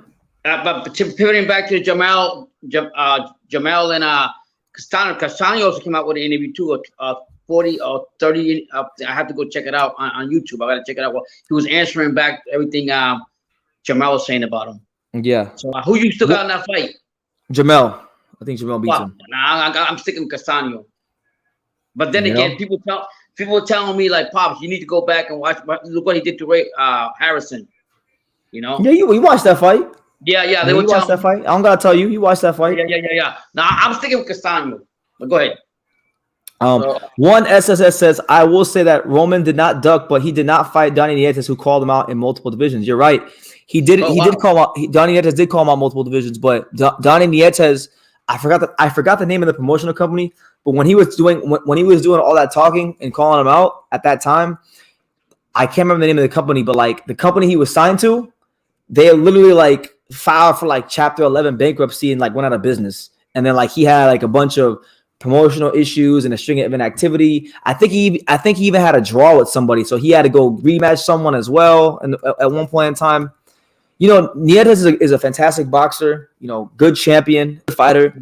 Someone that I think you could say definitely deserves those big fights. But I mean, right now at this moment in time, Donnie Nietes, he looks past it, because I actually had a chance to watch his last fight because he fought on the Sonny Edwards. I forgot who Sonny Edwards fought. Sonny Edwards fought some challenger, some mandatory guy, his last fight in December.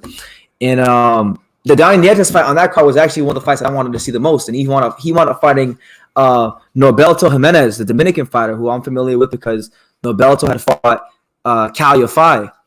And he had lost to Cal Yafai. You know what I'm saying? Right. But when he fought Nietes, that fight was close. And it was a draw.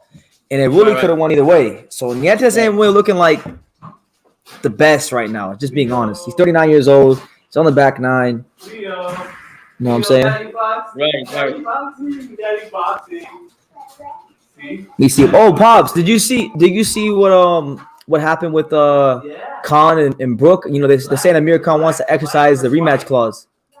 Yeah. I read the headline. I didn't read the article. Basically, what Kell Brooks said is if you want to get your ass kicked for a second time, you learn for the first time, I'm just going to give you the same thing. Yeah. So honestly, I don't think there's no need for it. They both got enough money. They can go to the limelight. But if the public really wants it, man, he's going to get hurt worse. But isn't it kind of like a contradiction? Because like when Khan lost to Brooke, he looked right into the camera and he said, I have no hunger for the sport no more. Now he's coming out 2 weeks later and saying he wants the rematch clause in a fight that was one of the most one-sided fights I can remember in a while. I think it's like I forgot the word I was going to use. It's a trick to get more money or something. We have to fight if that fight happens. Can I tell you what I think happened, Pops? I'm gonna tell you what I think happened. I think when he lost to Brooke, he was sad about the loss, and you know, he spoke about whatever he was feeling at that time. But then like after like 10 days or so, that check cleared and that direct deposit hit, and he said, I need me another one of them paydays. That's what happened. You think so? Absolutely. Yeah, I mean, at the end of the day, so you think the fight is more about the money, not the legacy no more. I mean, the score for that fight has already been settled. Like we know Kell Brook is better than Amir Khan. Yeah, we know Kell Brook is better than Amir Khan. He beat the brakes off of him. He humbled him. The score has been settled. Yeah, so I think I don't know how broke, but I definitely know he's not broke. Khan. No. We really need. I don't know if the public wants it. Of course, Eddie Hearn's gonna probably want it, and so forth. Eddie Hearn isn't the one promoting. It's Ben Shalom. Oh, Ben Shalom. I don't know. If the public wants it and they made a lot of money off of it, I just think that everything is settled. Put it in the coffin, nail in the coffin, and move on. Well, what do you think about Conor Benn claiming that they priced themselves, that Kell Brook priced himself out of the fight? Conor Benn doesn't even deserve to be in the conversation of Kell Brook at all.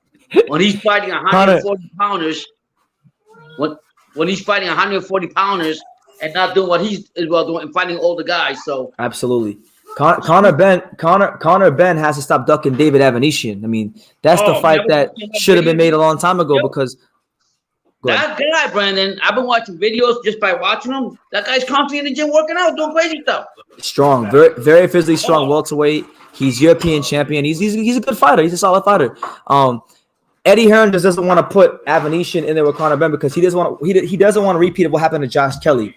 Kelly was supposed to be the next big star in British boxing, and David Avanesyan ruined him.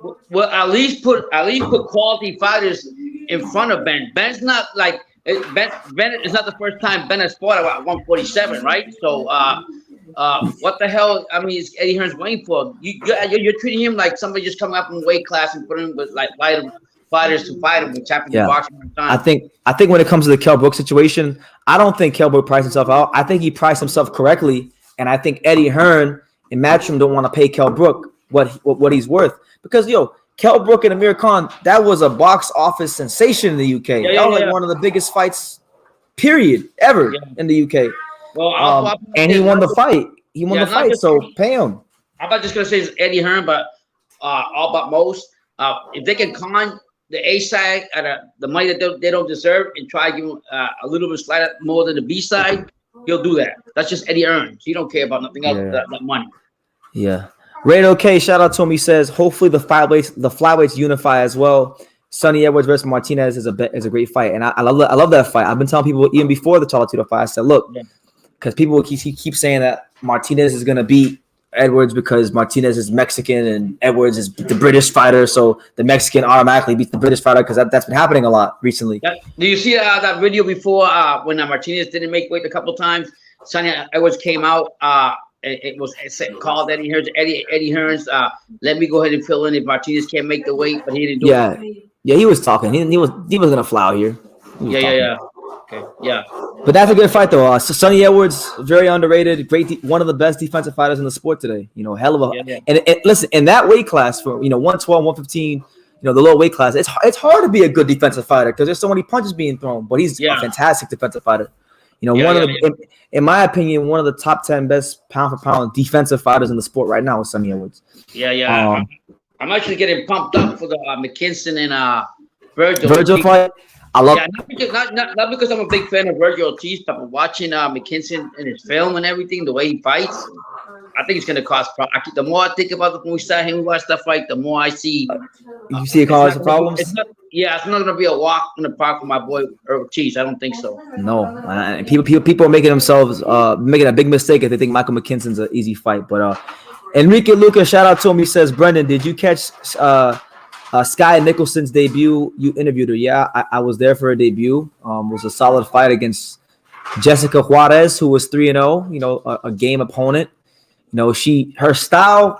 The best way I could classify Sky Nicholson's style is it's somewhere in the middle of Billy Joe Saunders and Hopi Price. She had some good spells in the fight where she kind of looked like Billy Joe Saunders because she's like a southpaw. She's like real slick, and she likes to make her opponents reset and go to the middle of the ring and things like that. Very good reflexes, but it was a good debut. It went pretty much how I thought it would go. I didn't think from what I'd seen on her that she'd knock the girl out, but she showed good boxing skills. And listen, we don't know what she's gonna be. She could be the next superstar of women's boxing, or she could be a hype job. We don't know. We'll see. We'll see how her career progresses. But shout out to her on winning her pro debut. Yeah. Shout out to my guy, Two Best Bros, my man Musa out there in West Brom, UK. Musa!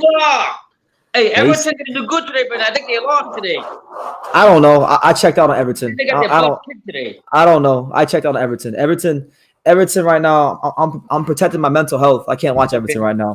But he says Chocolatito made him look like a C-level fighter. That's how great he is. When elite level fighters make A-level fighters look basic, you better give him GOAT status, not just this, but lots of other fights. Absolutely. And it was a masterpiece in a long career full of masterpieces. I was talking to one of the Nicaraguan boxing writers that was there because Pops, you'd be surprised. Yeah. There was so much media that came from Nicaragua for Chocolatito. I felt like I felt like a third of the media was Nicaraguans there to cover Chocolatito. Yeah. So I talked to a lot of people this weekend that have been covering his career for 10 years, 12 years, like a long time. And it was crazy. I was actually learning about Chocolatito, who's my favorite fighter, so it was great. Right. But there was one of the writers told me that this fight for Chocolatito wouldn't be harder than his fight against another Mexican fighter named Manuel Vargas, Changa Vargas. And that was a tough fight. I mean, that was back when Chocolatito was at like 108. Vargas, tough, extremely durable, never stopped. He just didn't have the same like problems with his hand positioning that Martinez had. Because Martinez has his hands here, he's swinging from the floor. Oh man, that was never gonna work. Yeah, he looked out. I'll be honest with you. Yeah. Hyro says Sky Nicholson is not elite. She's just cute. That's all I'll say. We don't know. You know, she has that Olympic pedigree. She did have some good spells in the fight. I'm not gonna sit here and like throw salt on her name. We'll see how she develops. Michael McKinson is going to sleep. You're gonna say he's gonna be a tough fight. Nobody's gonna care because he's getting knocked out. We don't know that. Well, I mean, I still got. Hey, I'll say it like this, and I told my dad this recently when we watched the Michael McKinson fight. If Virgil isn't as good as we think he is, he'll get exposed that fight and even lose. Like it's that kind of a fight. Yeah, he'll get exposed. He will get exposed. I mean, if Virgil Ortiz is not as good as we think he is, he will get exposed badly in that fight. Because McKinson has, I know he don't punch the hardest, but the thing with McKinson is like, okay, he don't punch the hardest, but he does everything else really good. He feints very well. He's got very awkward timing. He's deceptively strong on the inside. People don't talk about that. They just talk about, he only has 2 knockouts in 21 fights. And part of the reason why he only has 2 knockouts in 21 fights is because if he's not on the outside making guys look silly, he's on the inside grinding these dudes down, you know? One SSS says pick him to win, BT. I might. I'm getting a little sick of Virgil Ortiz. Virgil Ortiz over here flapping his gums, talking about all these guys at welterweight want to fight me because they want a payday. Meanwhile, Virgil hasn't even touched. He touched at most 150 grand at most. Yeah. He ain't no attraction yet. He could be one day, but he's not there yet, and he's talking that money shit. Right. You ain't with that. I ain't with all that. Fuck it. I'm picking Michael McKinson. You know what? F it. You can go with Virgil. You can go with the safe one. You know what? I don't care. I'm not betting no money in the fight. I'm going with Michael McKinson. You're saying that it's a win-win for you whether he wins or not because Ortiz is gonna get exposed. Listen, whether Virgil wins or loses, he's gonna look bad that fight. That's my prediction for that fight. I like Ortiz. I've been a big fan of his, so I'm not gonna stop rooting for him. But I just think if we haven't learned one lesson, we should have learned from the B-Hop lesson. Don't underestimate your opponent. No, absolutely not. Don't talk shit about my girl Sky Nicholson. I'm not talking shit. That's Hyro. Hyro's the one talking about Sky. Yeah. Hey, what do you think about that crazy thing comment that Eddie Hearns brought out about just to sell the tickets? He said that White has a possibility of knocking out Fury. I started rolling when I seen that. Eddie just talked a lot of shit, and people think that Eddie Hearns is like bitter with everything. He's losing a lot of money. I think he's not making a lot of money. I think he's losing money. I mean, I don't know. I don't have access to Matchroom Boxing's financials, but I'll be led to believe that he is losing money. Yeah. And who you got? Hold on. One SSS says Virgil Ortiz is going to make Michael McKinson look like Samuel Vargas. Well, I'm glad you brought that fight up. Samuel Vargas won a couple rounds that fight. He won a couple rounds, and Samuel Vargas ain't southpaw. Samuel Vargas don't move like Michael. I'm trying to tell you, it's a tough fight. Yeah, I like Carl Hansen say, White is going to go to sleep. Gerard Ennis is going to absolutely expose Virgil if he wins this fight, and that's a big if. It is a big if. Yeah. Virgil, listen, I like Virgil. I'm not throwing salt on his name, but this is really his first time fighting another like a young fighter. All the guys he's been fighting have been good veterans, yes, but mostly veterans towards the latter part of their career. Good fighters to get them good experience. We'll see how it looks. But it's funny. The problem with people that are not stews of the boxing game, which I don't think to be one of them. All these unnames that we heard that we don't know nothing about usually come out and expose the fighter one way or another, believe it or not, whether they win or lose. Yeah. One SSS says, Pops, that was a good live reaction. Pops was kissing his wife a lot. Yeah, Lou on the live?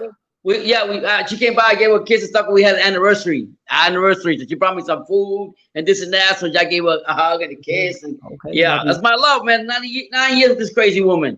9 years. Yeah. 9 years. God bless you. Amen. Still praying. Khan wanted to step aside. He wanted a step aside fight because Brooke wanted to fight Conor Benn. So Brooke said, "Fuck that, I'll beat you again."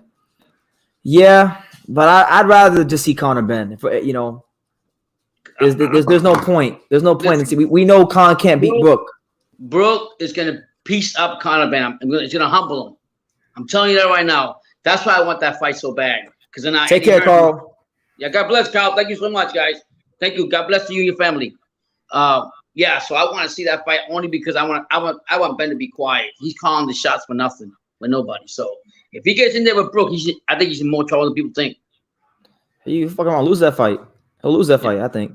Yeah, that's what I'm saying. You can't just sit there and call out. How are you just gonna walk up and want this fight when you're sitting not fighting? My issue with him, he's not fighting the fighters he should be fighting. He's calling out all washed up dogs that we don't need right now. No disrespect to the box. I'm just saying. Usam the fanboy killer says, "What's up? Well, what's up, BT? Chocolatito is the GOAT." That's right. You know, hold on. I want to show you something because I haven't even showed Pops. Hold on. Yeah. Hold on. Oh, you got something. Hold on. You got something. I don't know what you got planned, but I got a T-shirt, some craziness with Chocolatito. You already know. Look at this. So I didn't even get a chance to show Pops this, but oh, I like that. Shout out to Team Chocolatito. I don't know if you can see it, but they gave me a shirt. His manager, Chocolatito's manager, Carlos. Shout out to Carlos. He gave me this shirt. He came up to me. He was like, you know, what size shirt are you? I said, I'm a small. So then he went to the hotel room and he gave me this shirt. And it's got like it says 5-time champion. I see it. It's got it has Tekken promotions on it. That's how you know this shit is legit. They got Tekken promotions. So I've been wearing this shirt. I love this shirt. Shout out to my guy Carlos Blandon for being boy BT up. Thank you so much. Yeah, that's a big thing. I like that, Brendan. Absolutely. Thank you. Christian says, "How's it going, BT and Pops?" It's going good, man. Just here talking boxing and getting the lives going again with Pops. You know, I'm out here in Las Vegas. You know, we're in the very early preliminary stages of the True School Sports Nationwide Tour. You know, I went to the Top Rank Gym today, which I've never gone to the Top Rank Gym. It's my first time going to the Top Rank Gym today. Got a couple interviews, so stay tuned for some interviews coming out on the channel soon. I got some other stuff going on this week, but like the Top Rank Gym, Pops, it was interesting. They had like I saw Crunch Time was there. James Wilkins was there. Edgar Berlanga was there. Mickey Bay was there. Cashflow Diaz was there. Nico Ali Walsh was there. Oh wow! Jared Anderson was there. Okay, damn, you're seeing a lot of fighters. Yeah, it was a whole lot of fighters there. I wasn't there very long because the interview that me and Sean went there to go get was with Kenneth Sims Jr. So you know Kenneth Sims. Isn't that the light heavyweight or no? That's the guy that beat Elvis Rodriguez. Okay. How to turn it up? So you seen that? Did you see? Was that prospect heavyweight there? Torres? No, right? No. But Jared Anderson was there. Does he look big? Is he really big, Brendan? He's not he's not big for heavyweight, to be honest. Oh wow. He's barely bigger than Cherry Bryan. Oh, if that. Yeah. Think about Cherry Bryan. God bless him. Did you see what he made? On Instagram, he was calling out Dubois, and then he put a picture of Dubois' black eye when he kneeled down. He said, "Where you at?" I seen that. Yeah, the purse bits going on. Hopefully, listen, Cherry Bryan better be in the gym getting ready. That's all I gotta say. Yeah, man. I'm telling you, man. He's a good friend of the channel, but God bless him. I'll leave it at that. You know. Yeah. Hand History Vault says, do you have any thoughts on Devin Haney being at a Chocolatito fight? Yeah, I have quite a lot of thoughts on that, actually. It's a very great question to ask me. So, for those that know, for those that don't know, Chocolatito is actually one of Devin Haney's favorite fighters. Most people don't know that, but it is one of his favorite fighters. That's why he was there. He wasn't there to promote anything. He wasn't there for anything that had to do with himself. He was literally there just because he wanted to see Chocolatito fight. Yeah. My other thoughts on that is, we were there and it was a very pro-Mexican crowd, and I got really pissed off because when Devin Haney, so Canelo came out first, the crowd went crazy, right? All right.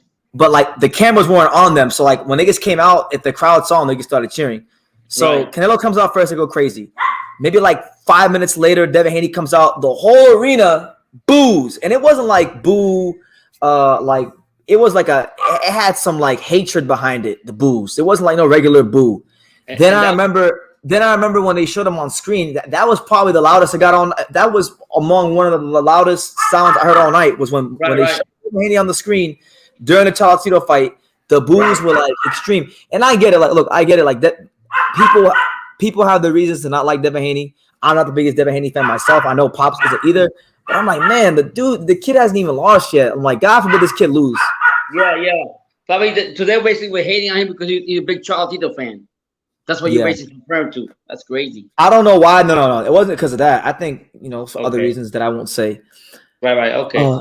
Shout out to my guy, Lyndon Jones, Boxing Therapy. Hope you're good, champ. He says, Gonzalez did a spectacular performance. He did, and it was great being there. Yeah. Usam says, I just introduced Chocolatito to clueless fans from fans when the UFC card was going, and they asked, how the fuck is he not known when I started stating his achievements? Yeah, and I had the same experience with some. I've put on many friends to Chocolatito. I mean, one of my best friends on earth, shout out to my guy Juan Pablo, right? He's like a casual.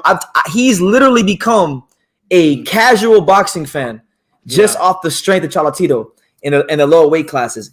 He don't really watch much of the other weight classes, but when Chocolatito's fighting or Gallo or Rong Versailles or Inoue, or he's watching them fights. He's not missing them fights. Sure. You know?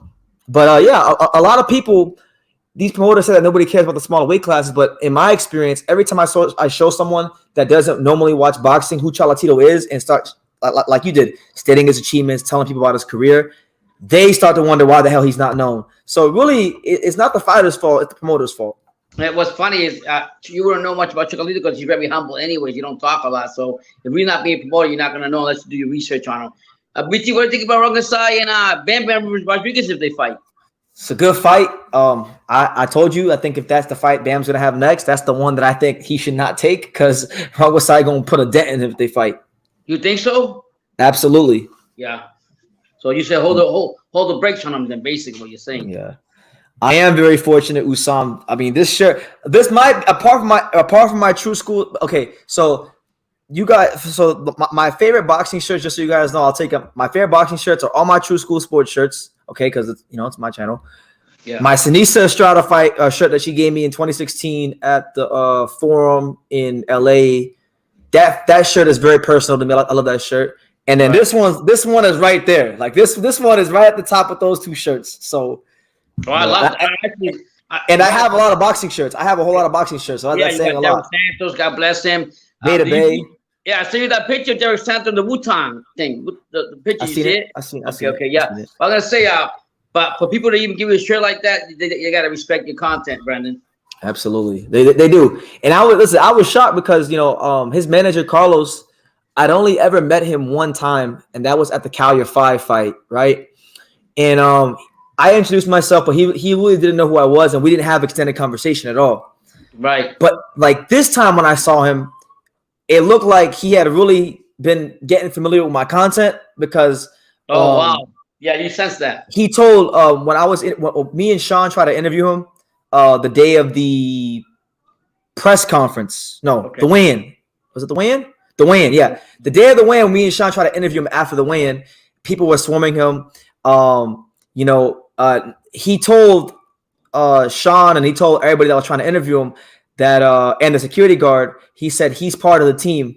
And he told me I'll get you the interview. So Carlos showed a lot of respect. I have the utmost respect for Carlos. He did an interview with the channel, and I got to learn about him and his story with Chocolatito, and I have a broader perspective on the career of Chocolatito just by getting to know who he was. So listen. I wanted to get to this comment because we got my boy Shakur. Shout out to my guy Shakur, my main man out there in the UK. Right. By the way, hi Roman Shakur. I haven't forgot about you guys. I still love you. We're gonna have a group chat soon. I just don't have a ton of time right now because I'm very busy. But I can call at any second of the day. So just be on the lookout. But he says Chocolatito is one of the best I have ever seen fight. BT, I think Murata also has a chance against Gennady Golovkin. We'll address the first part of that. I'm glad, Shakur, that you're coming to the light and you're starting to grasp just how great this man is. I know Guy Estrada's your guy, but I'm glad that you're grasping how good Chocolatito is. As far as Murata and GGG, look, I've said it many times. This is not a gimme fight for Triple G. Murata has a good boxing experience, good pedigree as an amateur. He can punch a little bit. He's fighting in his hometown in Japan. So if the fight goes to the cards, who's to say that he doesn't get a decision? I think Golovkin has to go on there and knock him out. You there? Yeah, I'm here. Yeah. I think as far as the GG fight, I think GG, I think he hasn't been in the ring for quite a while. I think Murata is going to be back in his backyard. He's going to have all his fans behind him. It's not going to be an easy fight for GG for sure. No.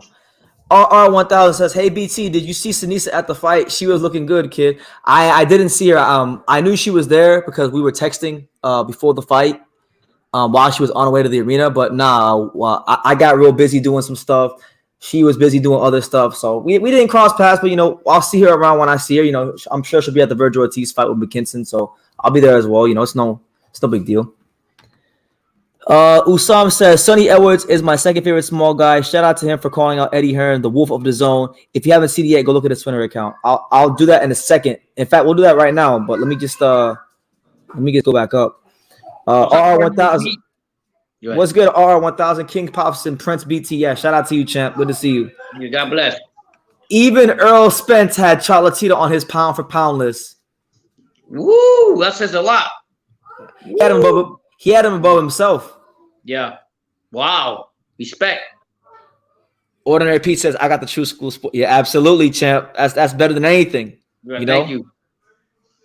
Yeah, I was in one of the live last week, Brandon, and I guess the shirts they don't go overseas. They only stay in the United States when they ship them out. They don't ship to Australia or anywhere else? Yeah, I forgot the guy's name. It was Carl something.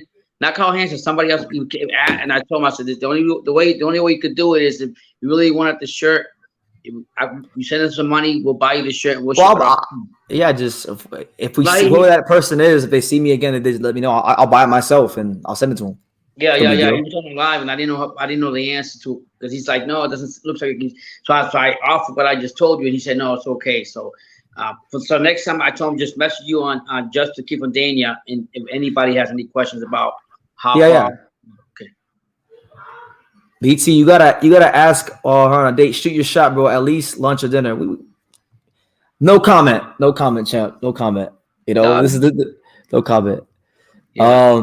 Ryota Murata is well known because he's the only Japanese in the 160 division. Mr. Honda has a history of promoting the heavier Japanese fighters. It's not like Mr. Honda got the history of just promoting guys who can motherfucking fight. Chocolatito, Inoue, yeah, you know, a lot of guys he promotes.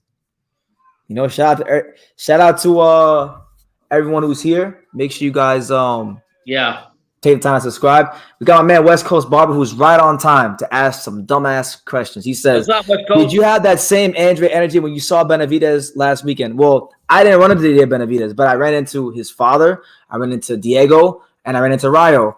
And if you see, you're asking West Coast Barber, you have a long history on this channel of asking stupid questions. And if you watch the Jose Benavidez Sr. interview, you'll get all your questions answered. Everything that I say on these lives, I asked him. I said, listen, you know, I asked him about Andre, I asked him about Better Behave, I asked him about everything. Yeah, so just I said his team. Yeah, I met his whole team. I met Rayo. I am Team Benavidez. I was there. Were you there? Did I meet you? If I met you, then you can answer that question yourself. He had Gonzalez number 1 and number 3. I'm pretty sure. Yeah. He said, I am Team Benavidez. Where were you at, champ? You know, it's funny, Pops. Like, it's funny. This guy is apparently Team Benavidez, right? A lot of people, like there was another guy who always is in this comment section. Not like sometimes on the live, but definitely in the comments. Right. He's always like talking trash and stuff. I posted my video of me at the arena reviewing the fight. And then, like, while I was at the arena, he literally commented, I saw you at the fight. And I'm like, well, why didn't you say anything? I was by myself. Yeah. Like, I'm not, when you guys see me, I'm by myself. Yeah. But the question of the day is, did he see you at the fight because you posted a video and you were at the fight? Or was he actually at the fight to run up and he said hi? No, he said he was at the fight. I'm like, well, if you saw me, first of all, the arena was small. So, like, if you saw me, I wasn't going to be that far from you. It was a small arena. Right. There was a good crowd, but it was small. It was a small arena. So right. Okay. Harold says, man, I hate both Bivol versus Canelo. 2 bitches in the ring who don't want to fight the best. Canelo was being mean to Chocolatito. I want all the Reynoso fighters to lose, but I want Bivol to lose. Oh wow. Okay. Yeah, Harold hates Bivol. Yeah. What? Yeah, because Hiro's team Better Behave, man. He likes Better Behave. He thinks that Better Behave's not getting the credit he deserves. Yeah, but that has nothing to do with Bivol. It has to do with Canelo deciding who he wants to fight. That has nothing to do with. I said that has nothing to do with Better Behave. It's Canelo's team that picked the fights, not Better Behave. You can't be mad at him. Be mad at Canelo. Does the shirt have designs in the back? It has like a bunch of sponsors and stuff. I gotta go ahead. Did you tell him that Andre beats David? Nah, I didn't tell him that. But I did say they should fight Andre. And I asked the questions that I wanted to ask. You know, I wanted this. I wish I would have seen David myself. I would have told David myself. Right. There's no sense in telling Diego and Rayo and them. I want to tell David. I want the source. I go for the gusto. Yeah, let them know real quick what's going on with that. That's for sure. But make this shit happen. That's all they got. West Coast Barber. You know what? Look, West Coast Barber. He like to comment so much. I know he's gonna be lazy and not go find a link. So I'm gonna make life really easy for him. Right? I'll make life real easy for you, champ. Because you like to come on these lives and you like to run your mouth and flap your gums and do all these things. All right. Yeah. I'm gonna get the interview for you. All right. Unless you've already seen it, because I asked you if you've seen the interview. You said you're acting like I didn't say what I said. I'll go get you the interview. You can go watch it, and once you go watch it, then you come back here and you give me your little assessment. Because I know you'll be here. I know whenever I do anything that pertains to Benavidez, Andrade, Canelo, you'll be here with something to say. So, yeah. Let me see. It's all love, bro. Keep doing your thing. Absolutely. No, I'm not mad. Trust me. If I was mad, you would know. No, it's all good, man. I'm not mad at all. I love everybody. Yeah. I even love. Listen, even some of these fighters you guys think I hate, I love them because I love everybody. We might disagree on certain things, and because we disagree on them, people tend to interpret the cause that we hate them, but no, you gotta look at the way you see it. Me, it's because Bivol has been on HBO and been a champion in 2016. There's been many champions like Stevenson and Kovalev. Yeah, man. I don't even want to talk about Kovalev. I love how much respect for Kovalev. I'm Team Benavidez. You're Team Andre. Why are you mad? I'm not mad. I'm not mad, champ. I'm not mad. I just asked if you had that same energy like you do on here about David. Well, about him not being the best fighter at 168 and about him not being the guy to beat Canelo. Talking about that energy. Yeah. I asked the questions that I wanted to ask. I asked if you're asking me, did I go over there and did I start disrespecting all these fighters? No, because it's not the place for that. You don't disrespect the fighters. I love the fighters. But when I interviewed Jose Benavidez Sr., I asked all the shit that I criticized David for not doing. I asked him about that. I asked him about why the planned fight didn't happen. I asked him about why they didn't fight Beterbiev when Beterbiev was number one in the rankings. And if you go look at his response to all those questions, they were all kind of like deflecting answers. And don't get me wrong, I kind of wound up liking Benavidez a little bit more because of his dad. His dad is mad cool, so I can't even say anything bad about his dad. But when I asked him about Beterbiev, he starts talking about Badu Jack. Do you see that? Yeah. When I asked him about Beterbiev, he starts talking about Badu Jack. Well, I didn't ask him about it. I asked about Beterbiev, but it is what it is. You know, he probably knows that Samson has a certain direction for David's career. It doesn't involve Andrade. It doesn't involve Beterbiev, so he's entitled to run his career how he wants to run it. But I got my answers. Mm-hmm. You know, what else happened in boxing? What else is there, Pops? Let me see what else. I didn't get time to go look at it, but let me see what else is going on. What do you think about the De La Hoya and King Ryan fight if that ever happens? I'm excited for that. Who? I mean, I'm sorry, King Ryan and what's his name? The Emperor. If De La Hoya wants that. What do you mean if? It's gonna happen. It's gonna happen. I've been telling you guys. Listen, I'm telling anybody who want to listen. All right, anybody who chooses to listen, you'll be a better person if you just listen. Okay. Okay. All this talk about Loma versus Kambosos, that's dead in the water because Loma's in the Ukraine. All this talk about Devin versus Kambosos, that's not happening. All right. All roads lead to Ryan Garcia fighting George Kambosos Jr. All right. I've said it 10,000 times. I'll say it a 10,001st time. All right. Yeah. Ryan Garcia or George Kambosos is managed. All right. He's managed and he's promoted by Peter Khan and Lou DiBella. Yeah. Mayo Tego is managed and promoted by Peter Khan and Lou DiBella. Right. So Tego is being used as an opponent for. That's why Ryan's fighting Tego. Ryan is fighting Tego because they're trying to cash out on Tego because they haven't made no money on Tego. And they're using him as a pawn to get to Ryan Garcia. Now, if Tego should win, cool. But that's why this fight's happening. Everybody's like, oh, I don't understand why he's fighting Tego. Who is this guy Tego? Why is he fighting Tego? I'm telling you why he's fighting Tego. People decided to close their ears and not listen. I'm telling them what the deal is. Now, George could still fight Devin. I'm not ruling it out. I just don't think it'll happen. But I also don't rule out the fact that maybe George might not fight at all until he fights Ryan, or maybe maybe George fights a tune-up fight, gets a win in Australia, and then he fights Ryan. But at some point in time, mark my words, take it to the bank, cash your checks on Sunday. Yeah. George Kambosos Jr. is going to fight Ryan Garcia. No ifs, ands, or buts about it. Do you think that after Tank and Rolly fight, that Tank will go try to get a fight with the Emperor? I don't know. He got to beat Rolly. Why are you talking about him like he's gonna beat Tank? Like it's just a foreground conclusion. Like he's gonna beat Rolly. I'm not saying that. I said he got to beat Rolly. Yeah, I know that. We don't know about after the fight because we don't know. We don't know if Tank's gonna be on the floor laid out, and we don't know if Roy's gonna be on the floor laid out. We gotta watch the fight, so I'm not worried about if after the fight. You know, right. Let them fight. Let's see what happens. Listen, for me, that's what I'm about this year. I'm not talking about no fights except the ones that are scheduled and made. So I don't want to hear about Virgil versus Jerron, and it's because last I checked, Jerron's fighting Castillo Clayton, and Virgil fighting the very dangerous and very upset-minded Michael McKinson, who I think might fuck around and beat him. And you still feel that Castillo Clayton is gonna get?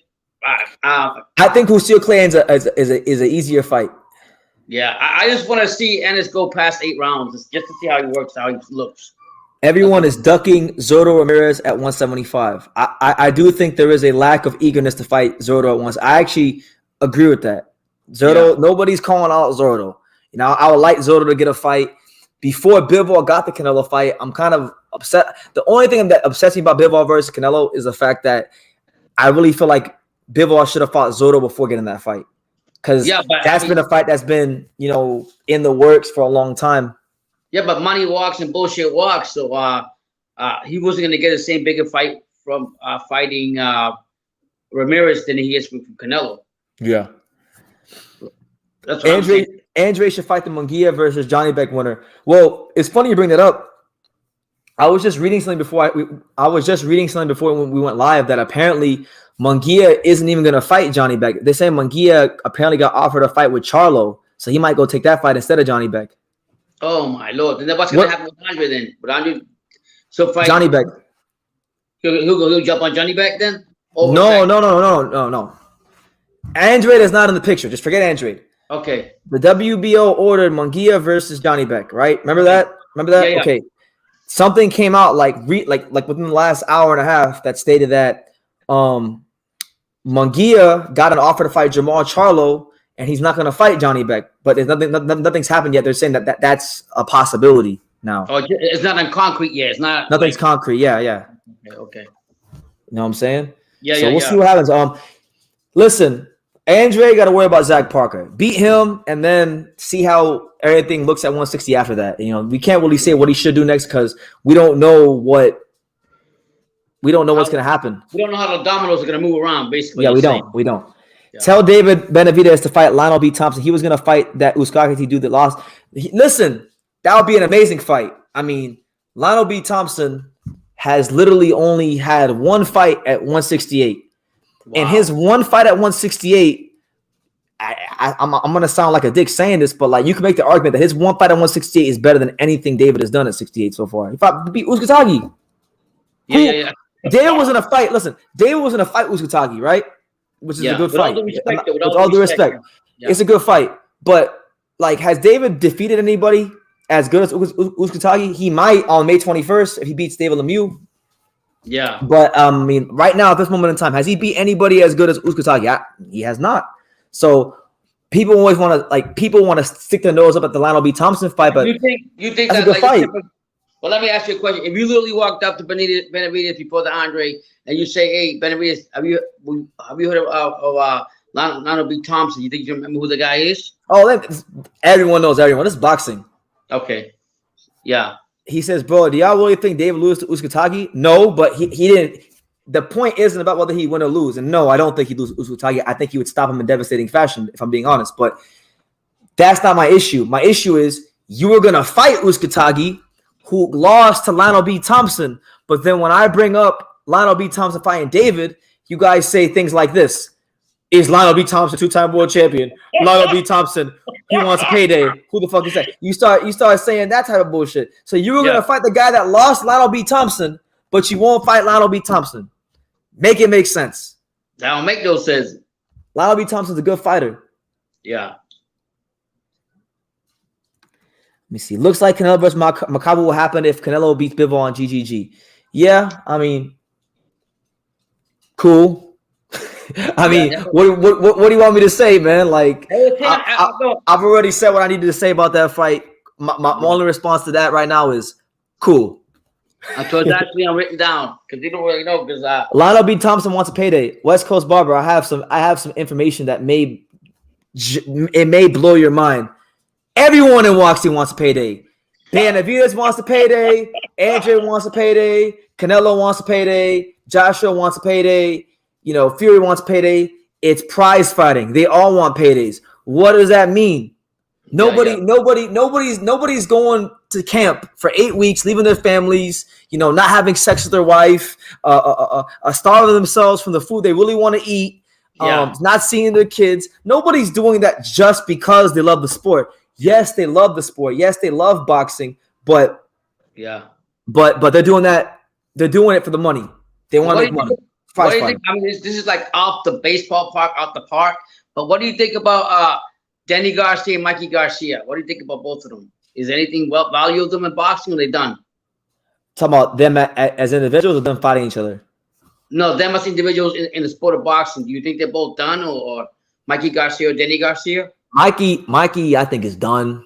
Danny's not done, but Danny's definitely not going to be no A-level elite creme de la creme 140 pound like he was 140. Right. You know, but Mikey is done. You could listen. You can take a fork. Listen, Danny's done too, but he's just like he's got a great chin. He knows how to survive. He's mastered the art. Like people hate when I say this, but it's the truth.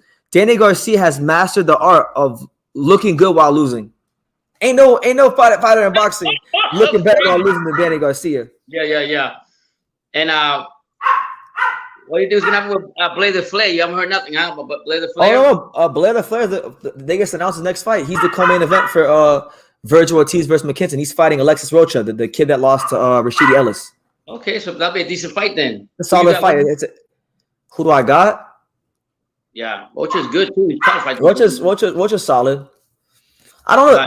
That one could go either way. Like I think because Blair's chinny. Like Blair can be dropped, he can be hurt, but Blair's got power too. Yeah. You know, so that one could go either way. I will lean slightly towards Blair just because I think he has more tools, but I'm not gonna be surprised either way it goes. You know, right. I think this is a good fight for Blair because Rocha fought Rashidi Ellis. If Blair can beat Rocha and look good, I'd like to see Blair against Rashidi Ellis. But listen, man, I just want to see Rashidi Ellis, period. It's getting ridiculous what Golden Boy is not doing. I can't even say doing what they're not doing for him. Yeah. It's crazy. Yeah, you got a point there. But he'll move on from that, I think. He'll move on and get the option. Rado Case has the top 5 favorite Chocolatito wins. Number 5, Francisco Rodriguez Jr. Number 4, Carlos Cuadras. Number 3, Julio Cesar Martinez. Number 2, Calify. And number 1, Guy Estrada. Yeah, hold on, guys. Hold on.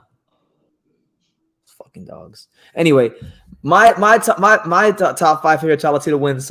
It's a good list. I like all those fights. For me, I'll say I'll go with Calya 5 at 5. I'll go with Yutaka Nida at 3. No, I'll go Akira Yagashi at 4. I'll go Kasanori Takayama at 3. I'll go Gaio Estrada number 1 at 2, and then I'll actually say that this one is actually my favorite. This one with Martinez is probably my favorite. You ready to go soon? Huh? You ready to go soon? To where? To take Leo. Yeah, just like 10 more minutes. Yeah. But I would honestly say that this might be my favorite win, just because like it's like, in my opinion, for we don't know what's gonna happen with the rest of his career, but like it's kind of like the culmination of like his comeback. Like he's fighting this younger guy who was a rising star, and he just beats the brakes off of him. But those are all great fights. I've been to 1, 2. I've been to 4 of those 5 fights you named. The only one I didn't go to was Rodriguez. Yeah, and that was a good fight too. I was actually watching that fight yesterday with my boy Sean. Yeah. That was one of his toughest fights when he was at 108. Rodriguez was a good southpaw. Francisco Rodriguez Jr. Had been a champion multiple times at 105. So really, really good fighter. No, okay. You know, and apparently he likes my list. It's a good list. Pops, what's your favorite Chocolatito fight of all time? Tell people. I mean, I like watch. I actually liked him. Believe it or not, even though he lost, he showed me a lot. Was the first Rungazai. I like that fight. You know what? That's a good fight. That should have been a win, but I mean, but he came in and he got the beating of his life. For me, I really liked how he came out and did that. And actually, I like all the other fights because he's very humble. So I'm happy with any fight he has. Believe it or not. Yeah. Hand history says, what was your number one? It was the Martinez fight, just because of like what it represented. That fight was number one. Number one was Martinez. Number two was the first Gallo fight. Three, I had I think it was Takayama. Was it Takayama? I think it was Takayama. No, yeah, three was Takayama. Four was Gagashi, and then five was Kaliafai. That was my top five. Okay. Hey Pops, we got less. I gotta leave in like 10 minutes, but I wanted to get your thoughts on this weekend. What do you think about this weekend's card with Michael Conlan versus Lee Wood? Because this is a fight that has been kind of overlooked. It'll continue to be overlooked. But what's your initial thoughts on Michael Conlan versus Lee Wood?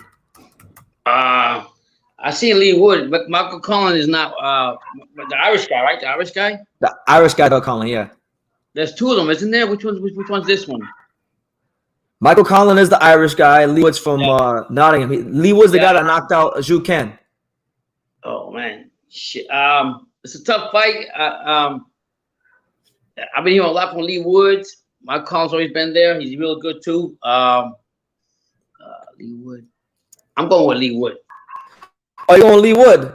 Yeah, I'm gonna take the it's British. I think he is. Man, Hyro's not gonna like you, because Hyro hates Lee Wood. Because Conlan fights every. He said, Lee Wood is a bitch. They're gonna rob Michael Conlan. See, told you. Right on time. Isn't Michael Conlan fight all the time on Irish Day or St. Patrick's Day? But not this time, right? No. Actually, Michael Conlan's actually the B-side fighter in this fight, and Michael Conlan has to fight Lee Wood in Lee Wood's hometown at the Nottingham Forest Football Club, the soccer team stadium over there. Yeah, they're gonna have over 10,000 fans, and at the weigh-in, I don't know if you know this, but at the weigh-in for that fight, they apparently have to separate the Irish fans from the British fans because that's how intense it's gonna be. Is that's a fight this weekend? This weekend, yep. What time is that? I'll probably go live for that thing. That'll probably like in the afternoon. It's gonna be a good card. Well, we'll talk about that. Yeah. I mean, I'm looking at the card right now. It's whatever card. Like you got like Terry Harper's on this card, Sandy Ryan, and then a bunch of like domestic fighters, but nobody really crazy. I mean, you got some guy named Gary Coley who's 13-0 taking on Miguel Vasquez, a former champion. So that's really it. No, not a crazy card. Nothing too crazy there. I mean, there's no other lives going on besides that, though, right? There's not really any other like many other fights. I have to look at the schedule, but I can't think of any other fights going on. Yeah, well, I mean, I can still go live if you want. Let me know. We'll work it out. We'll work it out. Yeah. Hand History Vault says, I wish Chocolatito would have fought Giovanni Segura back in the day. That would have been an absolute barn burner. The only reason I think that fight didn't happen, Hand History, is because Segura wound up losing to Valoria. Segura was a big puncher. Segura had knocked out some really good fighters like Ivan Calderon, one of the best Puerto Rican fighters of the last 30 years. But the reason I think that fight didn't happen was because when he was about to get that fight or put himself in position, he got knocked out by Valoria. You know, and that kind of set his career back, and he never really regained the form he had previous. Mm-hmm. But that would have been a good one. Howard says, screw Lee Wood. Pops, you're not taking a leap of faith like Gary Russell Jr. You picked him because you wanted to be safe. If I win, I win. If I lose, I lose. Lee Wood got stopped by Gavin McDonald. I know. I got you. I'm really Harold. I like Conlan. He fights every St. Patrick's Day. He's a tough fighter. I don't like Conlan. I'll be honest. I watched Conlan fight. I'm not a fan. I'm going with Wood. Huh? And I still love you, Harold. You know, I think both fighters have their own weaknesses. Like I feel like Lee Wood's problem is that he's got Ben Davison in his corner. And I feel like Michael Conlan's problem is that sometimes he reverts back to his amateur tactics sometimes. Yeah. So it should be a good fight. You know, there's going to be a great atmosphere at the Nottingham Forest Football Club Stadium. And there'll be a lot of bragging rights on the line. So it should be a good fight. Yeah. All right. Colin has skills, but he never fights. I mean, he's not really an active fighter like that. Yeah. You know, sometimes, like I told you, he goes back to the amateur habits. Right.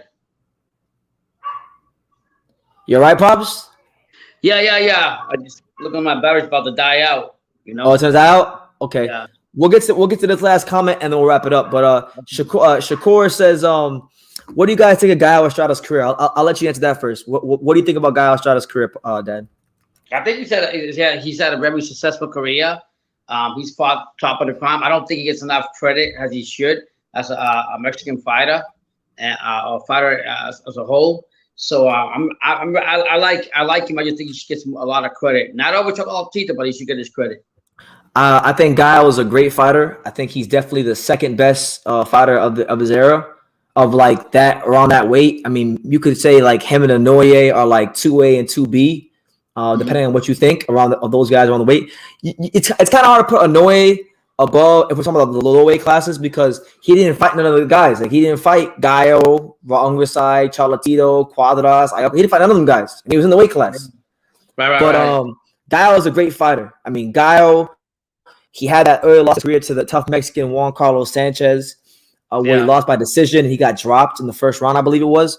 Then he came back and he wound up stopping Juan Carlos Sanchez in the rematch of in the same year. You know, Gaio knocked out Giovanni Segura. He's done great things, and he's been someone that when he fought Prime Chocolatito, and he actually he really used it to get better. He used it as the fuel to get better, beating Valoria, unifying titles. I mean, Gaio has defeated every single man he's ever stepped in the ring with on paper. You know, I don't think he beat Chocolatito, but on paper, he has defeated every man he's ever fought in the ring. So he's one of the best fighters in the sport. I mean, I can't say anything bad about him other than the fact that I think that there was some funny business, and I do think that he pulled out the Chocolatito fight because he knew it was coming in the third fight. He didn't want no parts of it. Well, yeah, that's my opinion. That's my opinion because he got COVID, and then 1 minute he has COVID, the next minute he's making babies. I mean, it's crazy. Yeah, it's crazy. Yeah. Well, to be continued on that. You know, to be continued. But listen, on that note, guys, look, we appreciate everyone who tuned in, everyone who super chatted, everybody who supported. Listen, guys, I'm gonna tell you this before I end the live. The channel is doing great. We got a whole lot of new subscribers over the weekend. We're gonna have more. The channel's gonna keep growing. We're in the very early parts of the True School Sports Nationwide tour, and you know, I got interviews coming out soon, and then I'm gonna have more throughout the week. So make sure you guys stay tuned, man, because this is the home of boxing. This is one of the best channels out there. I know we're not the biggest yet. We're gonna be there one day. That day ain't too far away, so just keep supporting, keep hitting the like button, keep telling a friend to tell a friend about the untouchable True School Sports Empire, and slowly but surely we're gonna get to where we want to be. I'll say this too before I end. When I was in San Diego this past weekend, I was absolutely blown away by the amount of love and support I had in San Diego. I literally got stopped more than 10 times on fight night from people who I never met in my life, who watched the channel. So that lets me know I'm doing something right, and we're gonna keep doing what we're doing. Yes, sir. You got any final comments, Pops? Thank you for being here. You all have a good night. God bless. Keep supporting the channel. Super chat, buy t-shirts and everything. Have a safe drive home if you're not home, and have a good night and be safe. All right, and like I say in every single one of these videos, you can love me or you can hate me, but I'm just a kid from Dania. So until next time, take care, guys.